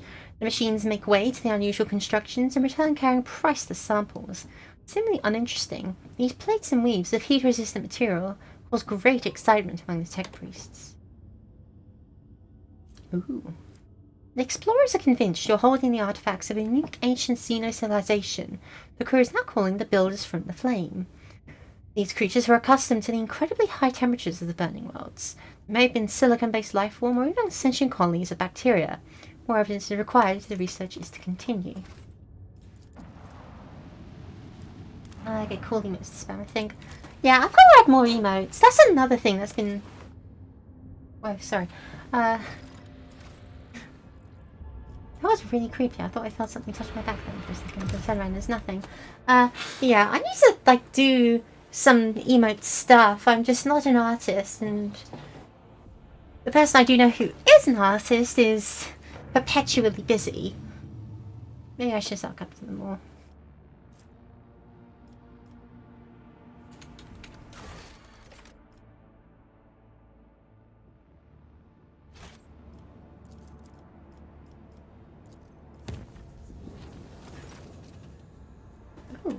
Middle of a warp jump, a sense detecting an approaching void ship. Similar to ours inside, but greater tonnage.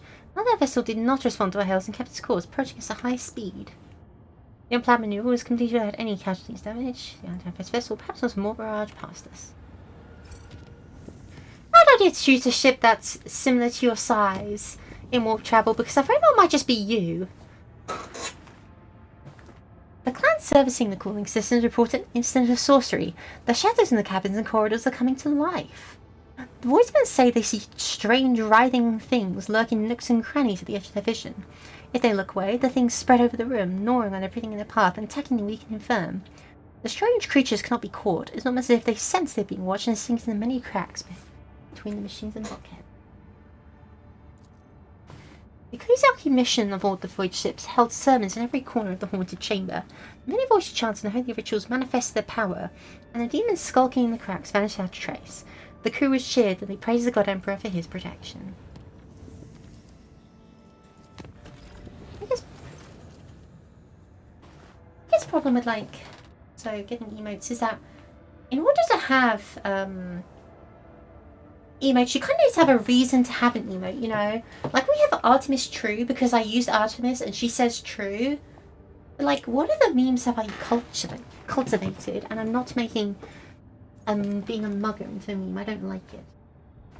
Lord Captain, we received an hashtag message from Lagonis. Arcadia Scala reports Xeno raiding its merchant ship in the Silence of Mercigate. Orders of a hypothetical contact have been forwarded to the crew. Wish to support your subject and fight back against demons personally, we must hurry, as unlikely the merchant should be able to resist the enemy's humanity for long. A scheduled service in the ship's chapel was interrupted in the most profane manner. The images of saints and martyrs depicted on the altarpiece started to move and stepped down from the canvas. The congregation was filled with terror and dozens perished in the stampede. The illusion disappeared on its own, but it claimed several priests and altar attendants. They had their frenzied shrieks and still be heard echoing under the vaults. They said Mundus Nullius, right? No? Wait, where was it? Oh. The Silence of Mercigate. Well,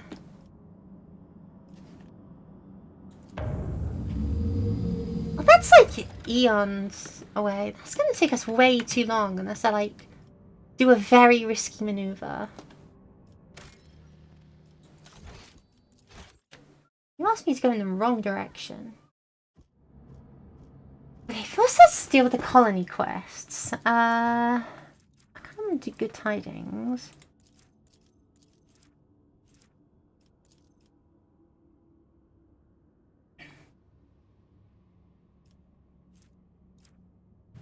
Yep, that sounds nice. Let's take up all our plasteel, so I need to start getting really greedy with that stuff, but whatever. Janice. Relationship. Janice is reporting about a disaster. Again. Why are we on a maiden world? Why? Ghostly Xenos figures that appear at dusk and go away at dawn. In a ravenous swarm, they attack one agricultural facility each night, freezing everything they touch. The attacks take place in the complex's closest to the uncontrolled sector of the planet, when nature itself is turned against us. Fortunately, not too many facilities are damaged. Our irreconcilable struggle has moved the borders to the affected sector. The important production lines have survived. What do we know about these wraiths? Not much. They are incorporeal and difficult to discern, but they happen to have Eldari features. The spirits draw the warmth out of humans, plants, and inanimate objects, but it seems they do not hunt consciously, but rather they simply do not notice anything in their way. At dawn, they dissolve into mist. The wraiths also differ among themselves. Some are as dark as void, and others shine like the stars in the night sky. What is spawning these wraiths? Is the corrupted sector? It is likely. They gather at the borders at the break of dawn and whirl in a wild dance, howling and destroying all living things, then disperse into thousands of fading flashes. Agricultural facilities that happen to be in the way of their dance fall into disrepair. Something is not right. The wraiths appear on the planet's outskirts and rush toward the heart of the contaminated region, instead of invading from within it. Furthermore, their differences may suggest there are two groups of wraiths opposing each other. What think my advisors? When dealing with Xenos, one should be prepared for the manifestation of all sorts of ominous mysteries. There is a whole class of specialists among the cold traders who use rituals to expel spirits and Xenos artifacts. How to ask these Xeno whisperers. At certain events on board, I became interested in ghosts. I bought a book on footfall, and a legal one of course. It was by the so-called Ritual of Silence. It is said to be able to pacify violent spirits on the scale of an entire world, but I can't vouch for the safety of the ritual. Instead of relying on wicked ways to solve these problems, it'd be better to turn to our good priests. They are skilled in exorcism and ecclesiarchy and know how to drive out spirits. Jay, find your Xeno whisperers and have them exercise your spirits. Of course, Shalene, Jay Hidari has friends everywhere. A group of suspicious characters covered in talisman arrived in Genis. After seeing the dance of the ghost firsthand, they conferred and made a short trip into the jungle. They later returned, their numbers diminished, loaded with ancient Hidari obelisks stolen from the ruins. Locals have called the obelisks installed in agri-complexes a blessed miracle. The energy of resonance from the obelisk has formed intangible domes providing shelter against the rain.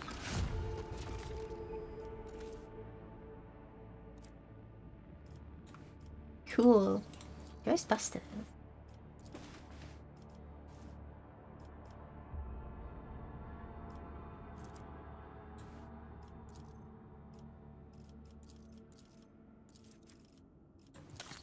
Calvagama. Thankfully nothing has gone wrong here.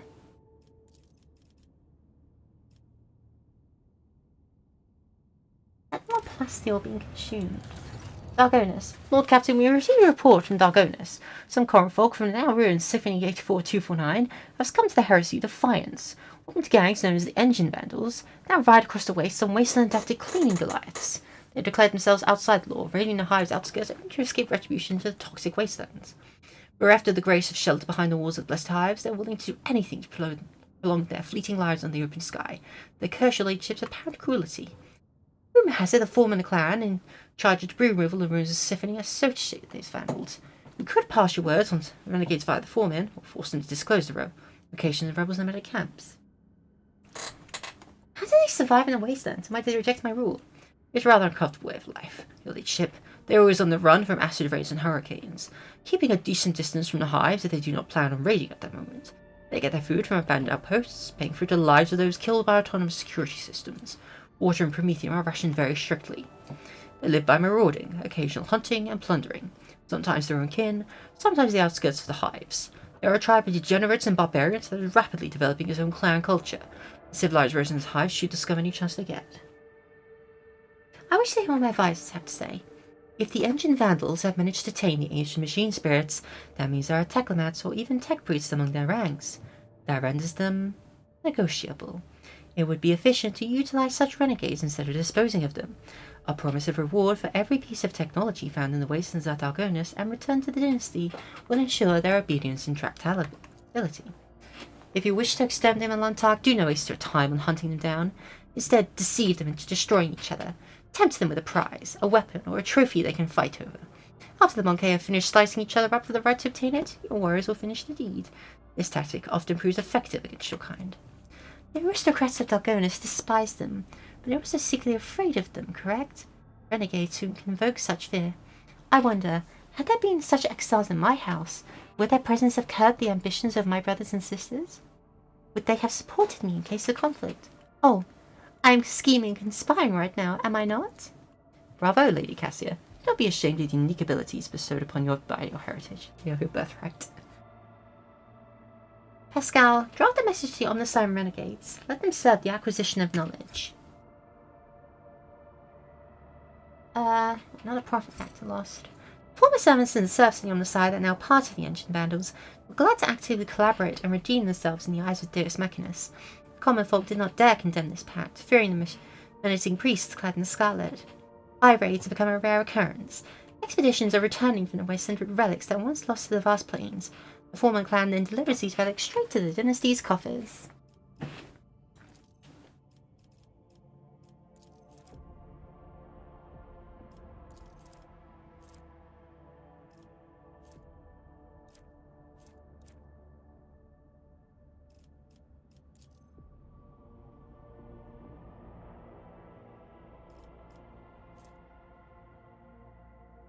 Ooh. More complacency.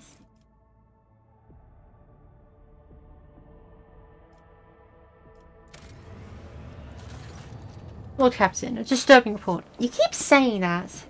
Has come from the quarries of Hebrews 6. The convicts have lost their minds. They forget how to use tools. They huddle together and continue to stare aimlessly in space, even under the lashes of the whips, ruining the mining deadlines. Why have you not made them into servitors? Some are possessed with the urge to use their nails to scratch blasphemous symbols on tools, machines, and even their own bodies. Most mad have painted the walls of several mines from floor to ceiling with the symbols and gone off deep into the mining tunnels. None of them could be found. The overseers considered a ploy to divert attention away from the escapes and impending rebellion. What are numerous symbols being scratched out by the convicts. It's hard to give these drawings any sort of intelligible definition. Unnaturally round circles connected by lines. Lines are interrupted by a group of dots. Some patterns follow certain common logic, while others are unique. I can prove your relationship with pictures of them. After examining the pict, you realise the symbols are connected through a strange logical sequence. What do my advisors have to say? I am detecting an intriguing pattern in the drawing of the symbols left by the prisoners. Hypothesis: they have a practical purpose, requesting clearance for the Adeptus Mechanicus to access the mines and investigate the specimens. Disappearing prisoners? What's the point of running away from penal servitude if the entire world is a prison cell? No, Shireen, these Ashmags have found some sort of smuggling tunnel network and are hiding there. And the drawings are their secret language, which they use to give orders to their fellow prisoners.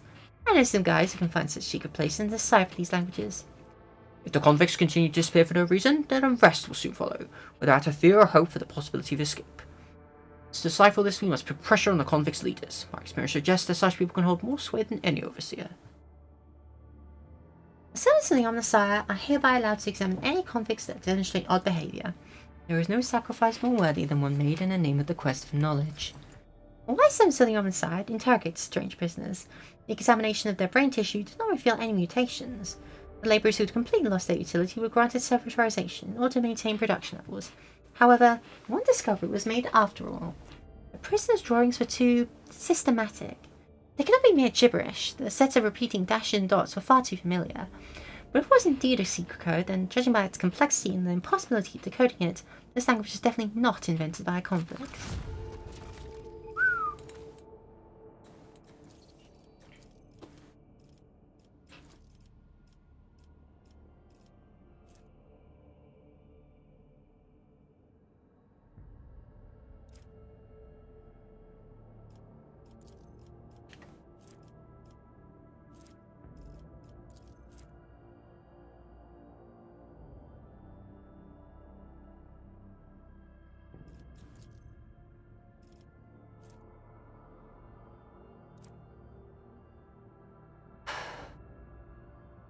That sounds really useful and horribly unethical, but I need plasteel for that.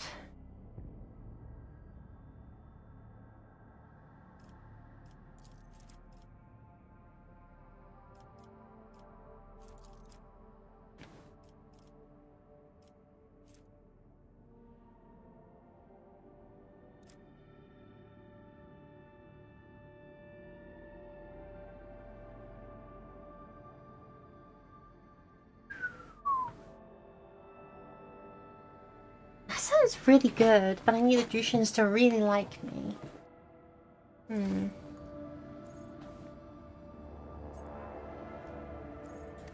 Let's go do some trading.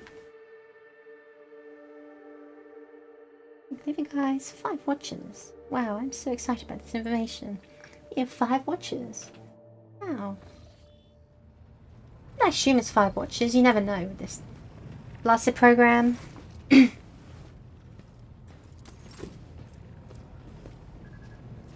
There's a better way of doing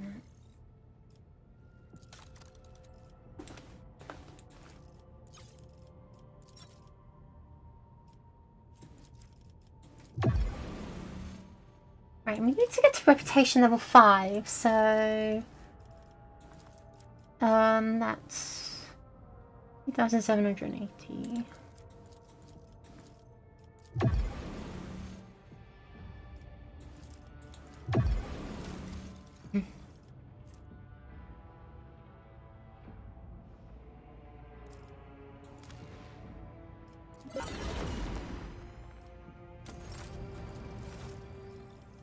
Explorators want to give me a combat manipulator and a haywire raise. The mission.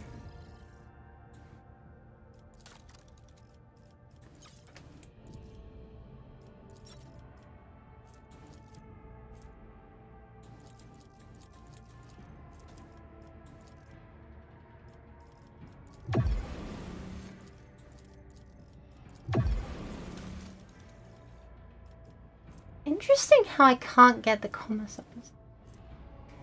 Bladed boots. Very nice. Telepath stuff is nice. Just give me it.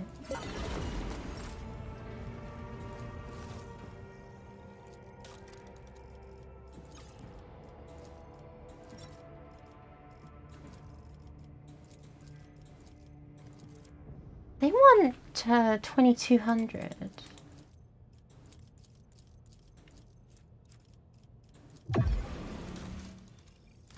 Sure, just increasing them by rank is good.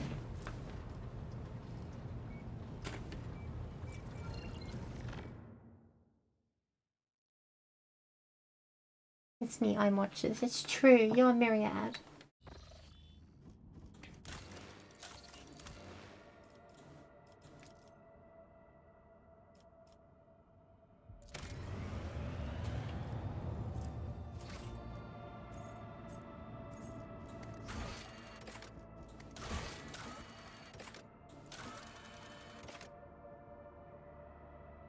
Oh, that would be really nice, plaster-wise.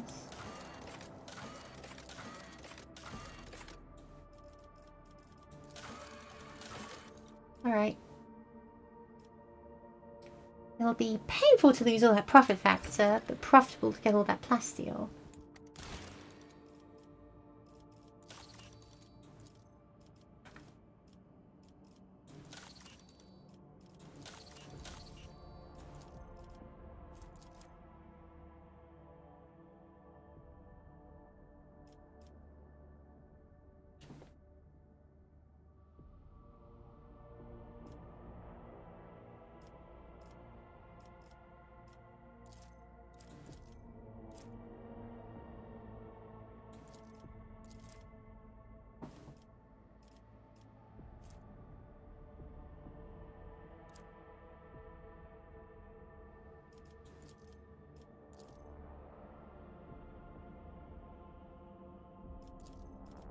Science of Virtue is the least messed up thing here, so let's do that. And that's saying something. Alright, I'd love to visit here and do all that stuff, but we really need to get to... where's the circuit?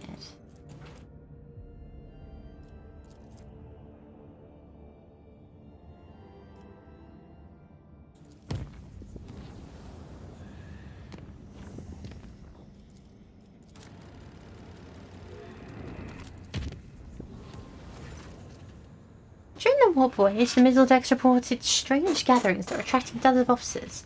An investigation quickly bore fruit. One of the acolytes on the Org deck has proclaimed himself a prophet, and is rounding out purification by blessed fire. Only the powerless influence of the warp can explain strange convictions and uncanny zeal of this person. Another cult under surveillance. Spies reported the cult gatherings are hardly worth investigating. They were nothing but long conversations punctuated by people searing their palms over an open flame. The surveillance was maintained until the end of the warp journey, after which the newborn prophet simply forgot about its calling, stopped calling for sermons, and dismissed its congregation.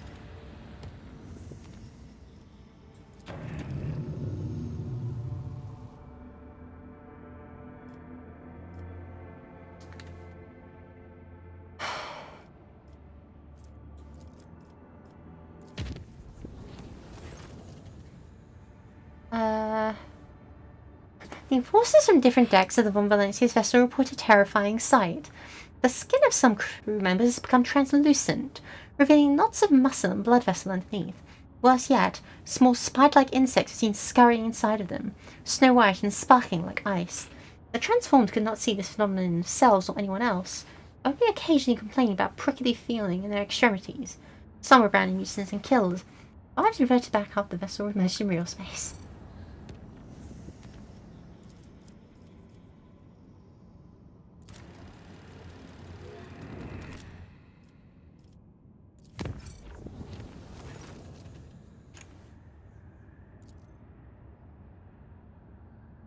Sarah, when the captain's personal riches found delirious on the ship's bay, she was screaming in her unholy language, her arms raised high above her head, as if she was trying to keep the sky from falling.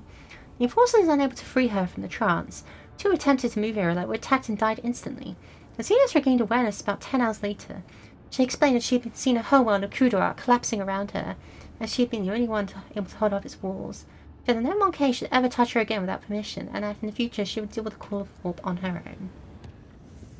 Yeah, that's fair. I don't really want to have to deal with an Eldari having a psychic moment. Not something you can handle casually.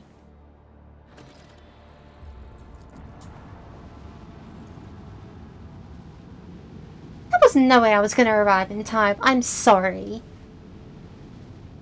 Unless I charted a new route straight through, which was dangerous enough as it is, I still don't think I would have covered it. Lots of things. We'll pay for this. And I've got myself an escort. With the force of a supernova.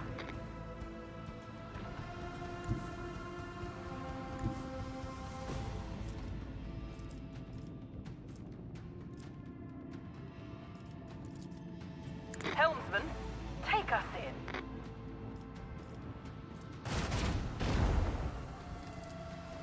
Let the void sort them out.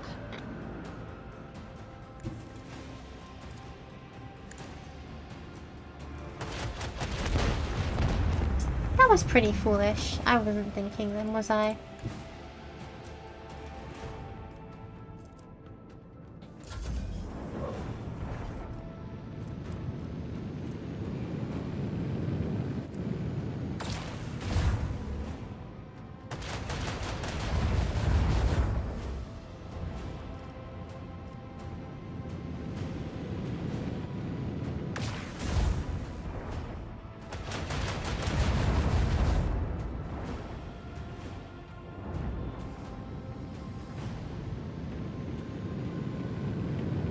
Oh, that's big and scary. I don't want to deal with that.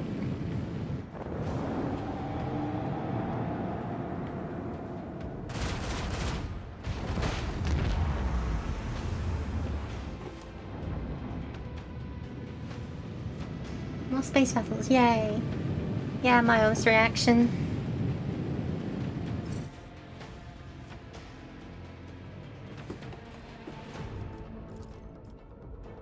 Fire at will. I don't remember asking to move forward. Make every shot count.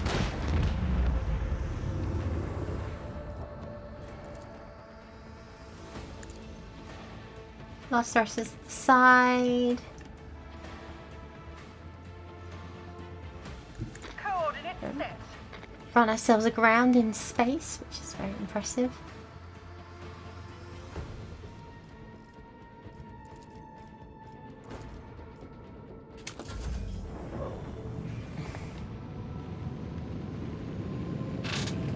No, please, come towards us. Step into our parlor.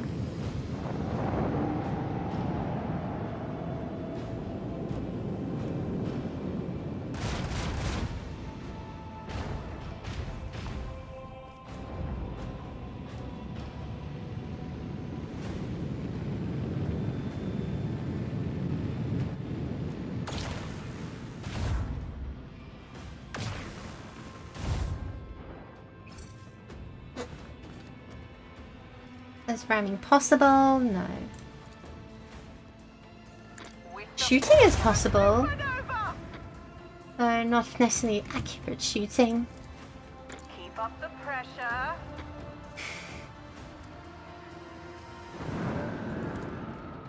Macro cannon. Bang. Engage the engine.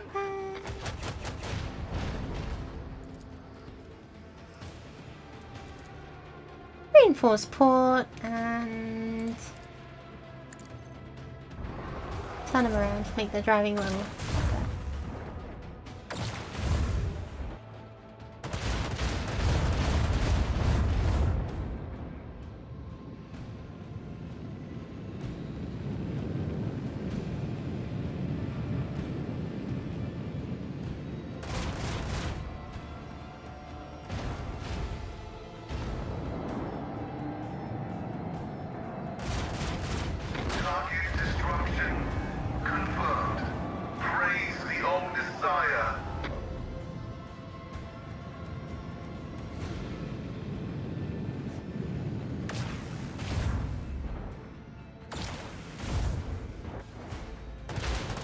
No, not like sword class frigate. I need that.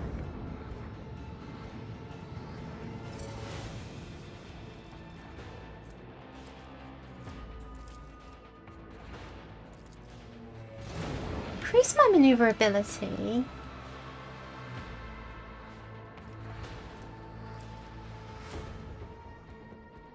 You want to be enough.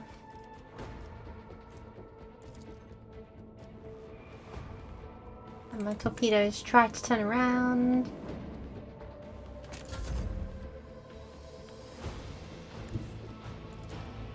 Run up behind its bum. And blast it with everything we've got. Make every shot count. None shall stand against the Imperium. Hey, how are we able to breathe in space anyway? Oh no, that's the neat part. You don't. You messaged from Master Scalander, Captain. This time he's not reporting yet another attack, but the alleged location of one of these Xenos leaders. Achilles' aides report that said leader will be heading to an attack with Paradise World Grantis. There is one catch. The player belongs to Caligos Winterscale, another rogue trader. Master Scalander noted in his message as responding to distress calls unlikely to be considered an incursion in someone else's territory. The governor of Grantis most likely sent out to call for aid the moment the raid begins, and if your void ship happens to be nearby, no one will question your reason for landing. Is that so? Repair.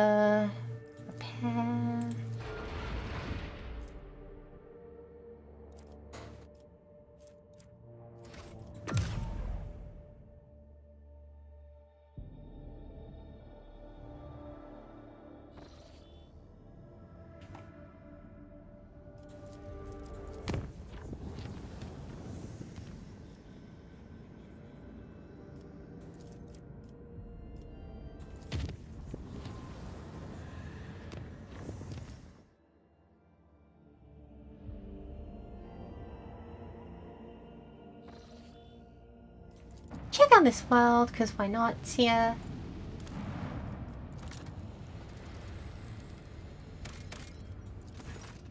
A strange and frightening discovery is made at one of the sites in this frozen world. Countless human bodies suspended in a clear ice of glacier. The bodies showed no sign of injury. It was as if they dived into liquid water the moment before it turned solid ice, freezing them in place, their eyes wide open, their hair fanning out behind them. Dang, that's wild. Sure doesn't involve us though, so would I care?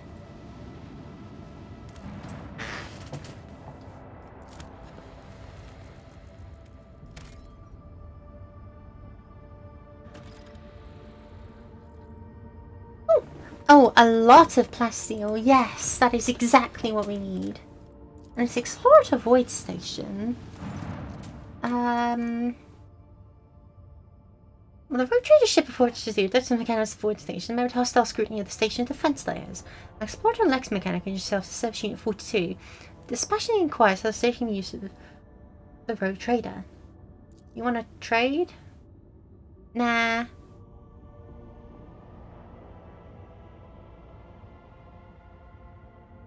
And uranium elements. Is that so?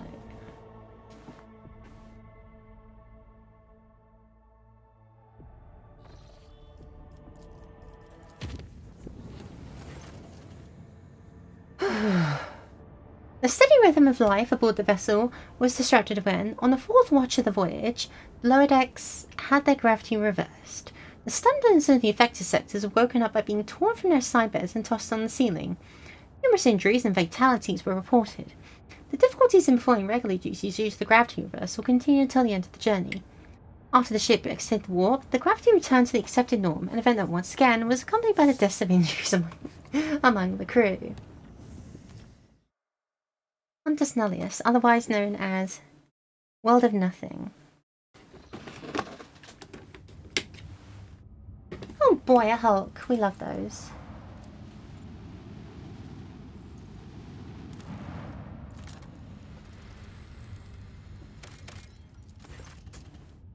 The crew discovered a hidden valley littered with thousands of animal skeletons.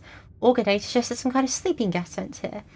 It's likely the animals either don't realise they're headed for a deadly trap or even come here to die on purpose. And we can study it down. 65%. We don't have a dedicated medic is the problem.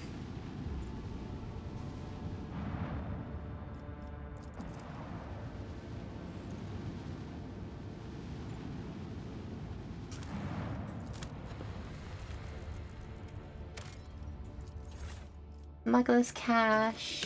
Nice.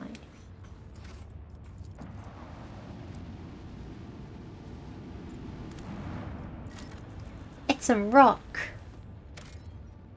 With a crumb of plasteel. For the Hulk.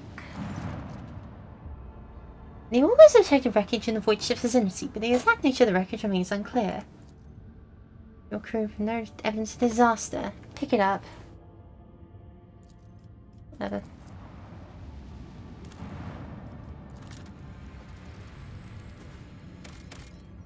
Dang.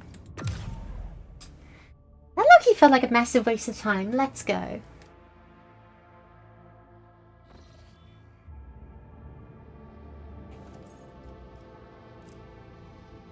They said it was Windows. Right.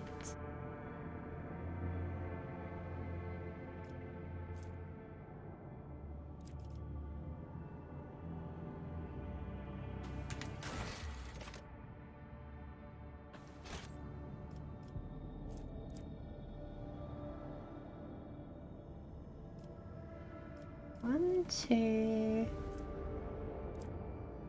three, four, 7, 1, 3.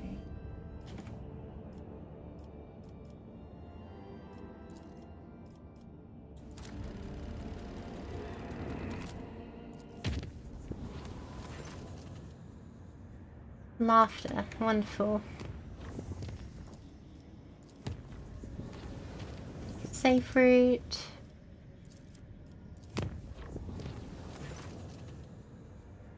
A trickle of disturbing news came from the Navigator's sanctum over the last few days.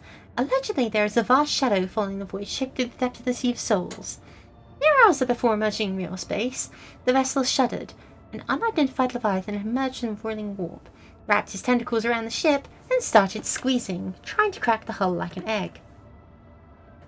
The void ship crew did everything they could to release the vessel from the nightmarish creature's grip. The bulkheads groaned and snapped. Entire chambers depressurized, and screams of people left alone with the warp spawn made Vox operators go mad as the hair turned grey. At last, the Navigator executed an emergency translation to real space. Only the opening of a escape portal made the unknown aggressor retreat. Less than ideal, but this is what happens.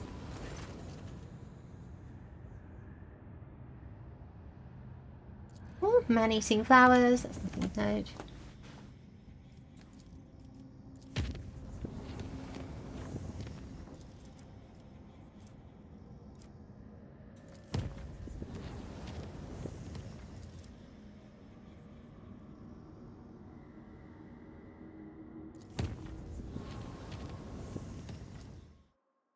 Let us conveniently show up and conveniently be just in time to save these people from this awfully convenient Xenos attack. Aren't we nice and convenient? Sea of Souls? Yeah, yeah. Make the joke. I want them to again, dang. Tentacles bored. Could be worse, could be worse.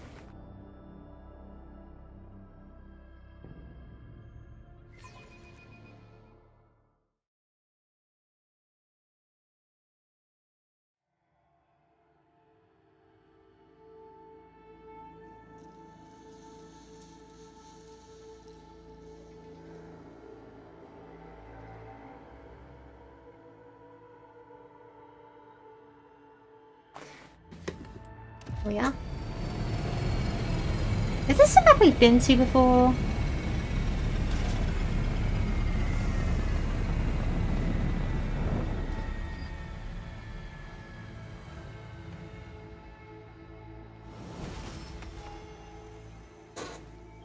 I don't know. Can't remember. Let's level up again. Why not?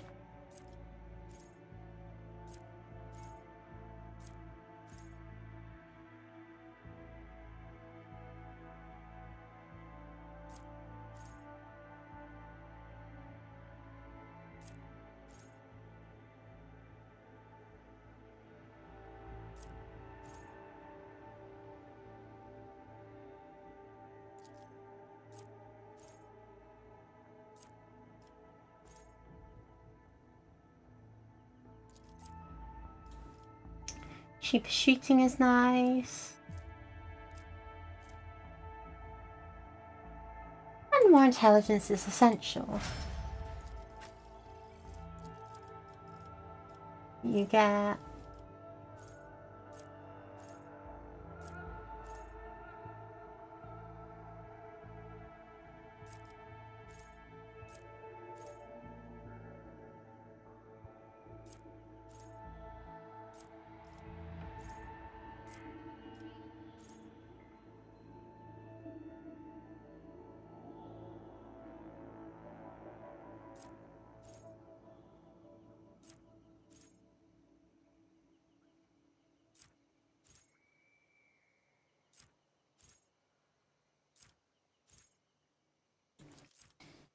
our attacks opportunity are nice.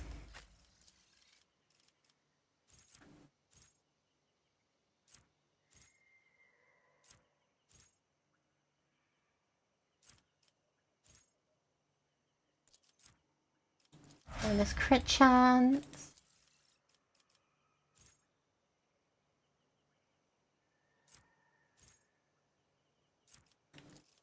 Brink of Death is just a damage increase. We could do that.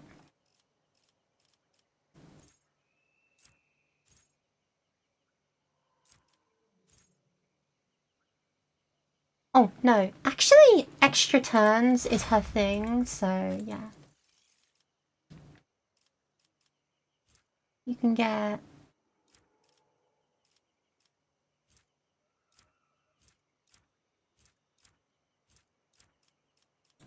more points in the warp.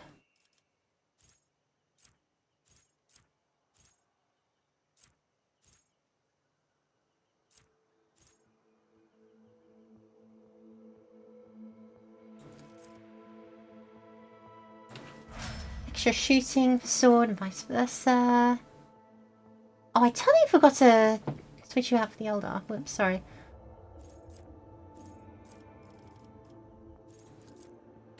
Guess we're taking you. No, actually, I really do want to. Is there money to be made? If this is a situation that involves Drukhari, and bringing Eldari to this situation will definitely not make tensions any higher. Look, is that our sister of battle? Do you really want to see a sister of battle trying to engage in diplomacy with the Xenos? Because they tend to do so with a bolter shell.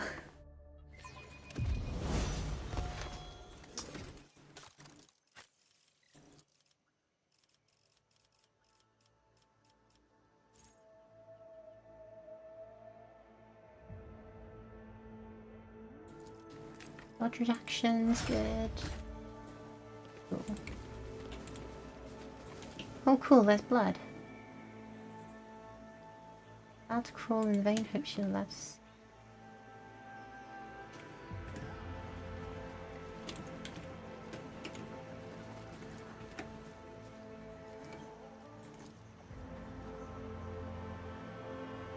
Rise to the top, or get I left. think we're just Imprint of picking. torment and fatigue has been left upon this world. The mark of my dark cousins is so stark, it cannot be anything but a trap. Hmm. At least there's a nice alcohol here. This ocular implant was a worthwhile investment. Yeah, speaking of traps, That was a problem for you. We should deal with this.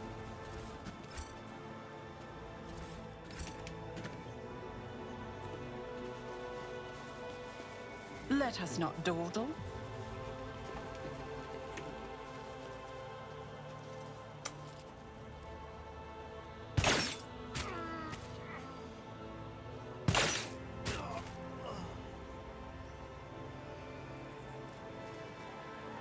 like a decent shot, At nothing else. last.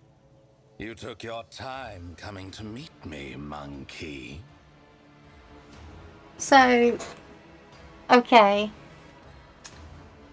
This is an incredibly dangerous thing for anyone to say, but I'm sure thousands have said it before and thousands will say it since.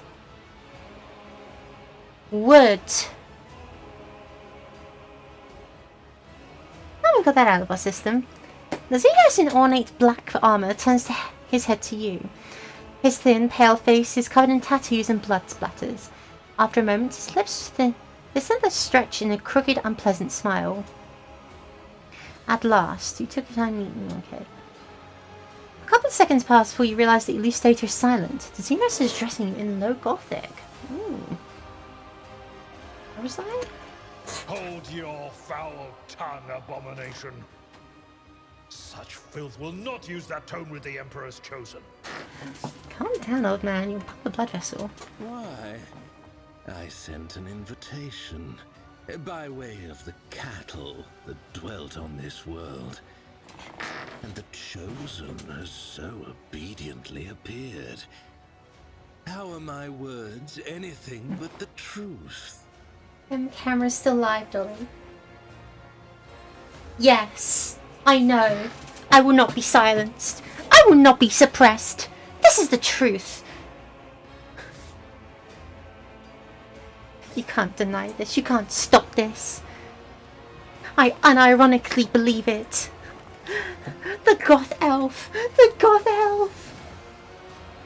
How disappointing. This clearly isn't Irimaris, the Cabal's Archon, whom we had the displeasure of meeting on Verbos 6. Once again, we are dealing with a pawn instead of the true root of the problem. Damn, Hyrix. The little monkey remembered the Archon's name. Such a clever thing you are. You might just make a good pet after you've been properly trained and stripped of your misplaced arrogance. Oh god, I need a second. Hold on, I need a drink. Oh my god.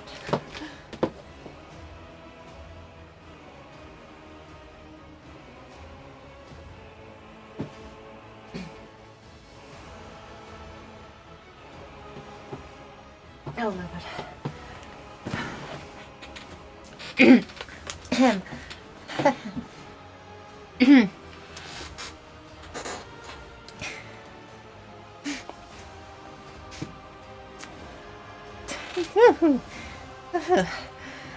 Oh, okay. One of my soft-bodied kin. What meager offering tempted you to lower yourself to attending these animals? Or does their company remind you of being among your lost brothers and sisters? What do you know about my brothers and sisters, Dark One? Only that they wander blind and helpless, robbed of their home and hope. But why am I telling you this? Isn't it your duty to watch over your kin, outcast? So I probably can hear all the DLSS 5 on sounds now. What does that mean? What does the series of sounds mean? Ooh, conversion succeeded.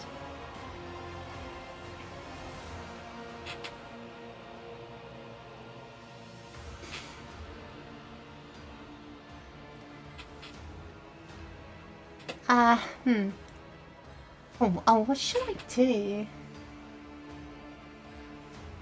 My, this beast can speak our language. Speaking your language is slightly less trying for my patience than being forced to listen to a monkey machine butchering our tongue. Besides, I want you to understand well what I'm about to tell you.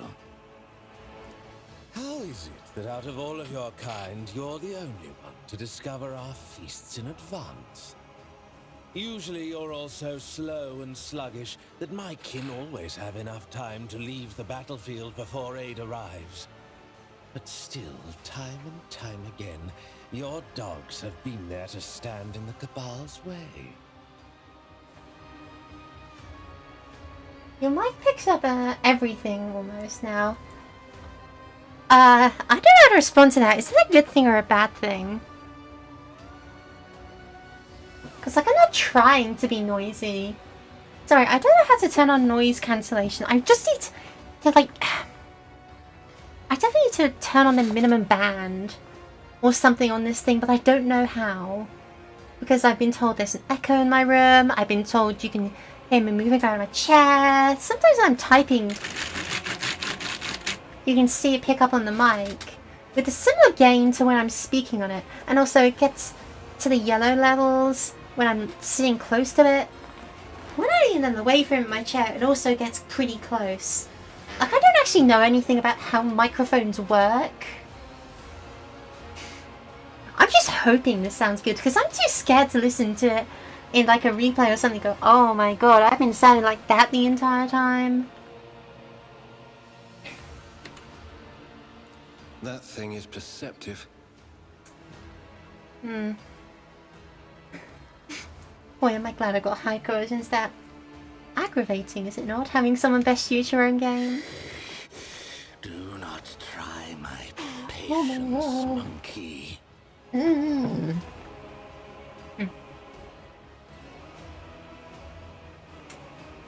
smarter than we look. And? That's it? Just an assertion that your kind are not as brainless as you appear to be? This answer does not satisfy me. I will tell you this, monkey. I know you might be lying to me, or you might even be unaware of who is guiding your hand. In any case, I have grown quite tired of your attempts to delay the inevitable. Surely you too have run yourself ragged, chasing us between the stars. Let us put an end to this. Finish this standoff. My forces against yours, once and for all. Depends on how much you're cool with us hearing the inner workings in room and stuff. Yeah, no. I don't want you to hear any of it. I just want you to hear my voice, because again, keyboard doesn't need to hear it. Currently wearing like a pair of shoes, so I was wondering if you could hear that. Hold on, actually I can check from the mic again. So when I get up to get a drink. Oh wow, you can actually just like see it pick up my footsteps. I'm trying to do like a fancy dance, but I don't know how to dance. Well, so yes, I am wearing shoes indoors, sitting down, because I'm tired of my slippers. I love my slippers, I really... the ropes. Oh. Somebody put me out my misery. That's it, I'm figuring out how to turn on the minimum gain or something. Filters, noise gate. It's like, what's the difference between the closed threshold and the open threshold? What do they do?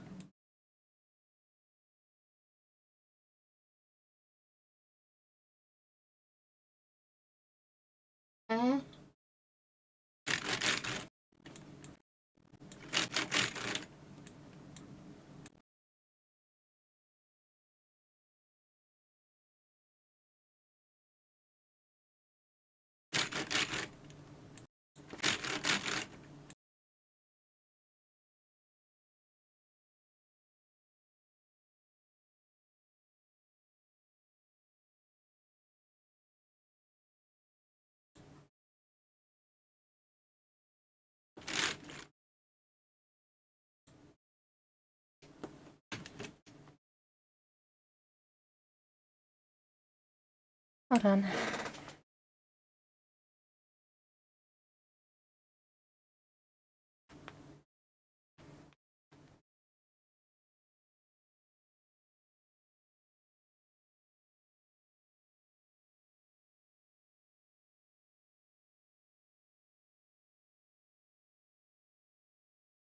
List the description.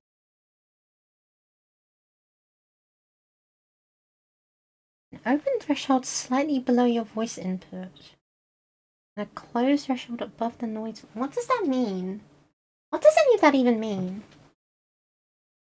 It says a closed threshold above the noise. Slightly below your voice input. That's around minus 48.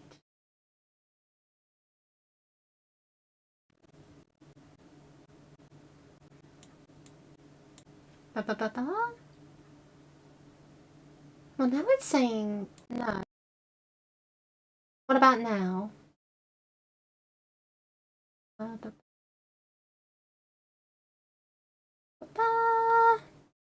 I'm speaking in a normal speed. If I lower it down, I'm speaking in a normal.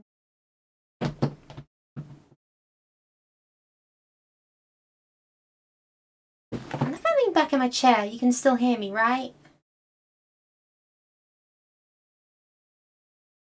I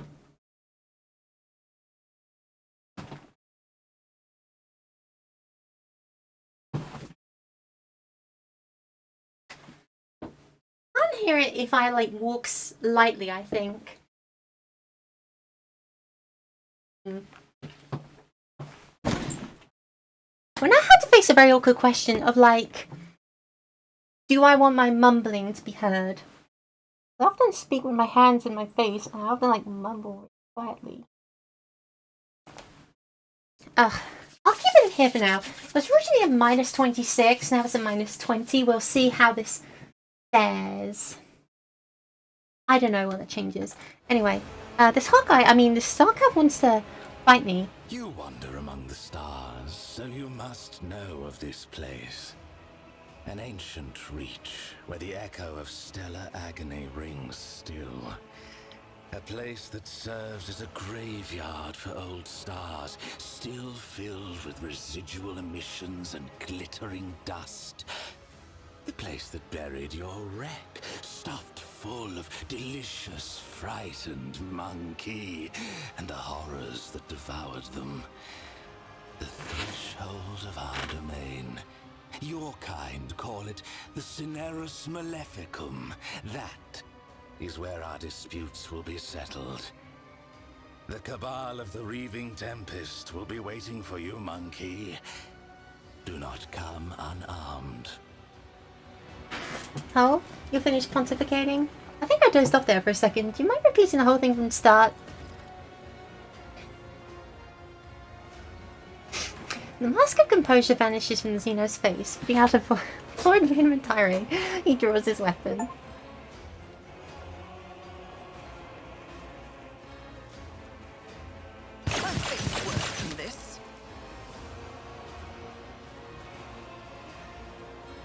I will wipe your disgusting presence out of existence! I got an achievement for that. I got an achievement for peeving him off. Oh, that is just so good.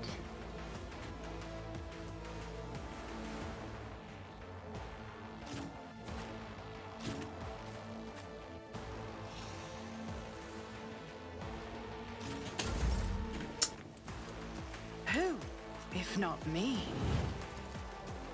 On it.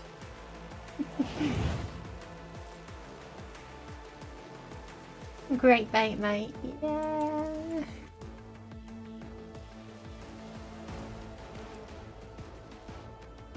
I'll see to it, personally. I'll make it happen.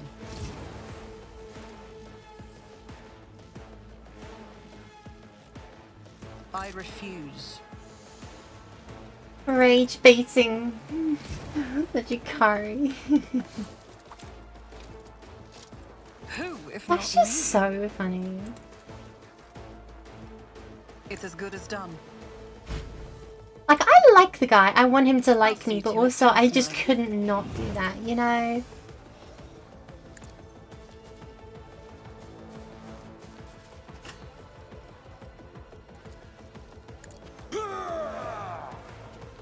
It will be done. Grey hair, sure hair.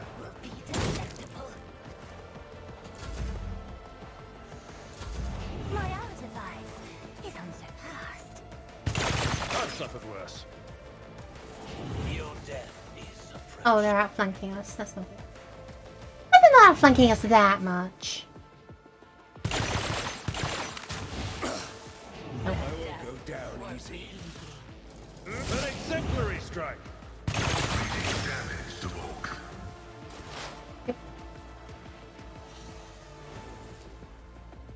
Yeah, she can hit everyone. That's simple. That guy's got a flag, so shoot him. A Slith. Wow. Not expecting to see one of them. I am not your Zeus pet monkey. If it serves your cause. I am not your Zeus. I hear you moving. No more. Wow, even the one behind. He's damn good at this. Ancestors guide me.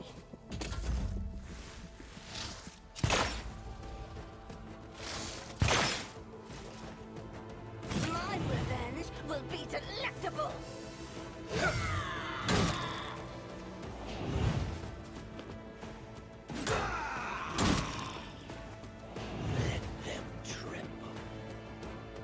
And there's so many units I don't recognize because I don't know the first thing about Yukari.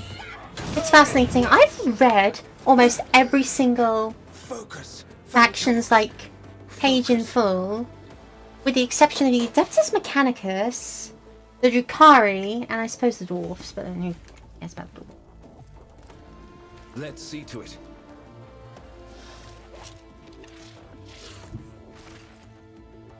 Get me a target. Big fan, big fan. Yeah.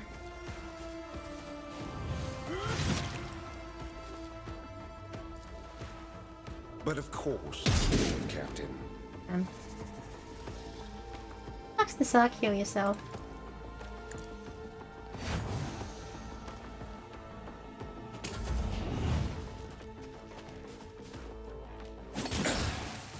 Throne take you. High momentum.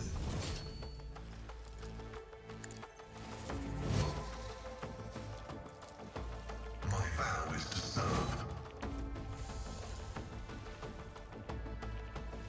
The order is contrary to dogmatic protocols. I thought I could make a next shot really strong. Or indeed, not your next shot, but how about Advancing. the next swing of the axe, huh? Running binaric override.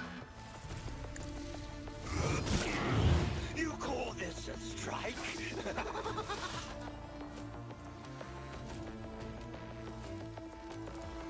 Computation fails. Life is a negligible variable. Oh, cool! You just managed to kill both the front liners.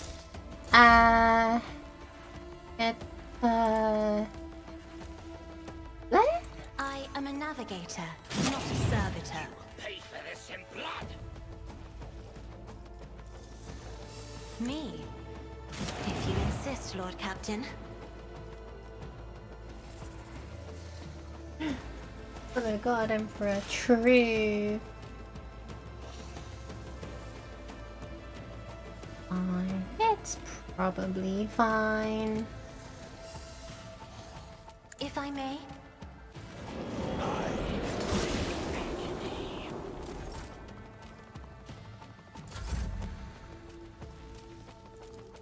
I'll make it happen. Bounty. Another soul slips beyond the veil.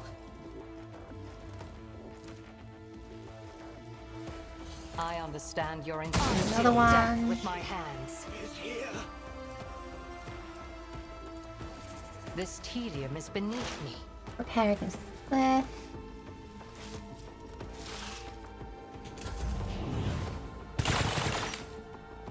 Man, electrocuting both of these two. This is just a problem that Ancestors guide me. what's his face has all the time. I've totally forgotten the name. Pascal. Just like, I'm always so worried about friendly fire, and then we do stuff like this, and it's like, yeah, no, I was right to be worried. This is awful. If it serves your cause. I am not your fortune favors the swift. Bang bang. I hear you moving. No more. Shot is I understand your intent. No, please, keep playing with yourself in the corner. I'm sure you'll get so much done.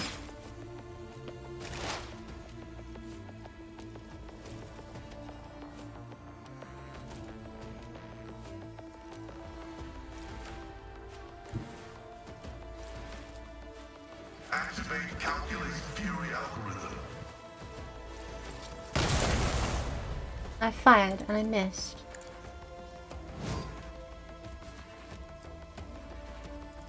The Omniscient knows comprehends all.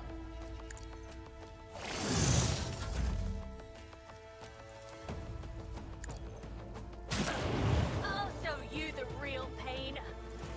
I'm not accustomed to being ordered around. You will pay for this in blood. That is foolishness. Me?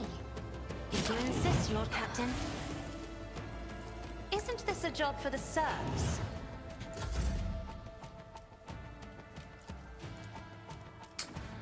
Let's give Irelet a turn. I Playing the am not your bounty. scene. Another soul slips beyond the veil. Not submit. If Bang, bang. That just leaves the Sybarite who seems far too afraid to step out of their comfort zone. Sucks to suck. I'll move see to it front way. personally. Who, if not Please to me? move to. I Have a won't move order to compromise my Pascal or principles. not. Have a move order to Let's make some Pascal. opportunities. Explorators know one route. Forward.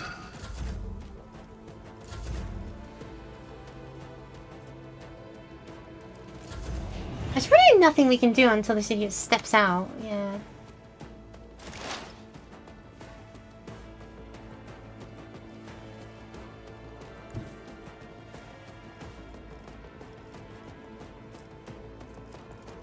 As the tactical imperative dictates.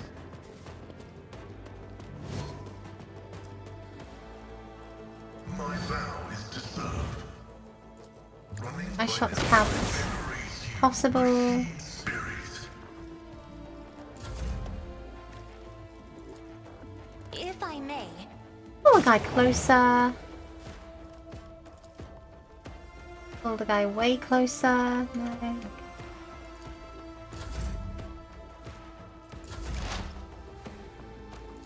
I am not your zinc. At all. Hear you moving. No more.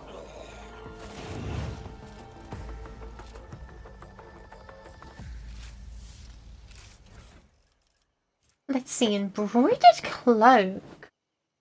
Plus 5 to persuasion. I may very well need that.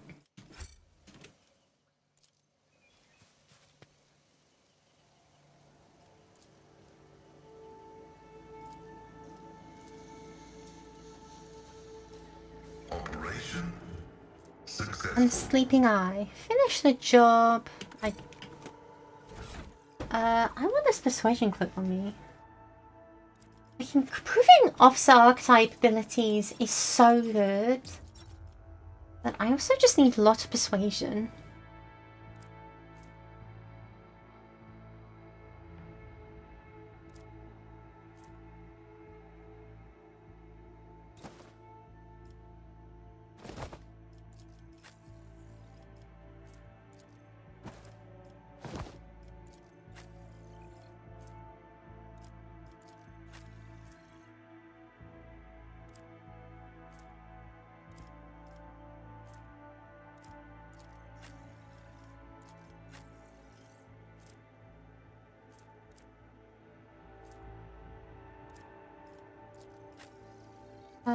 Oh, there's the...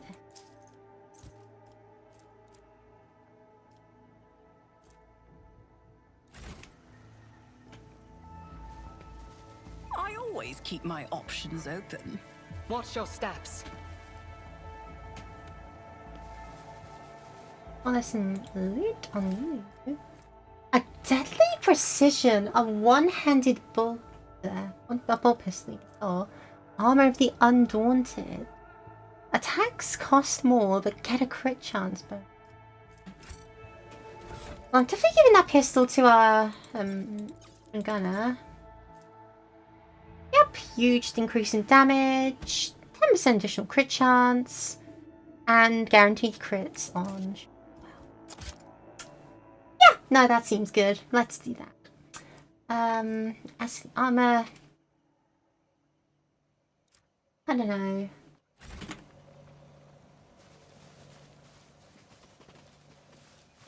Keep your wits about you. Yo, to think I'd encounter a slit in this game of all things. That's me off guard.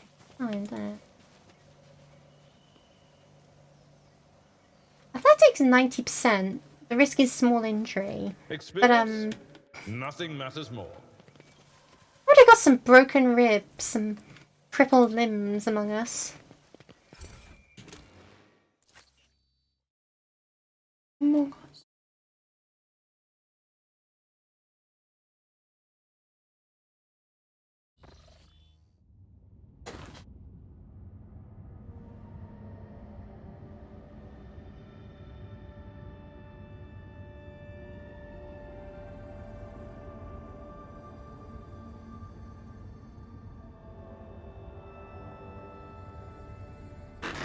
Alright.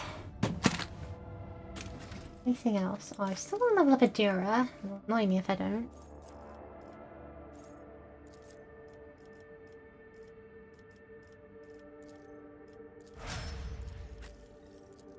And you get...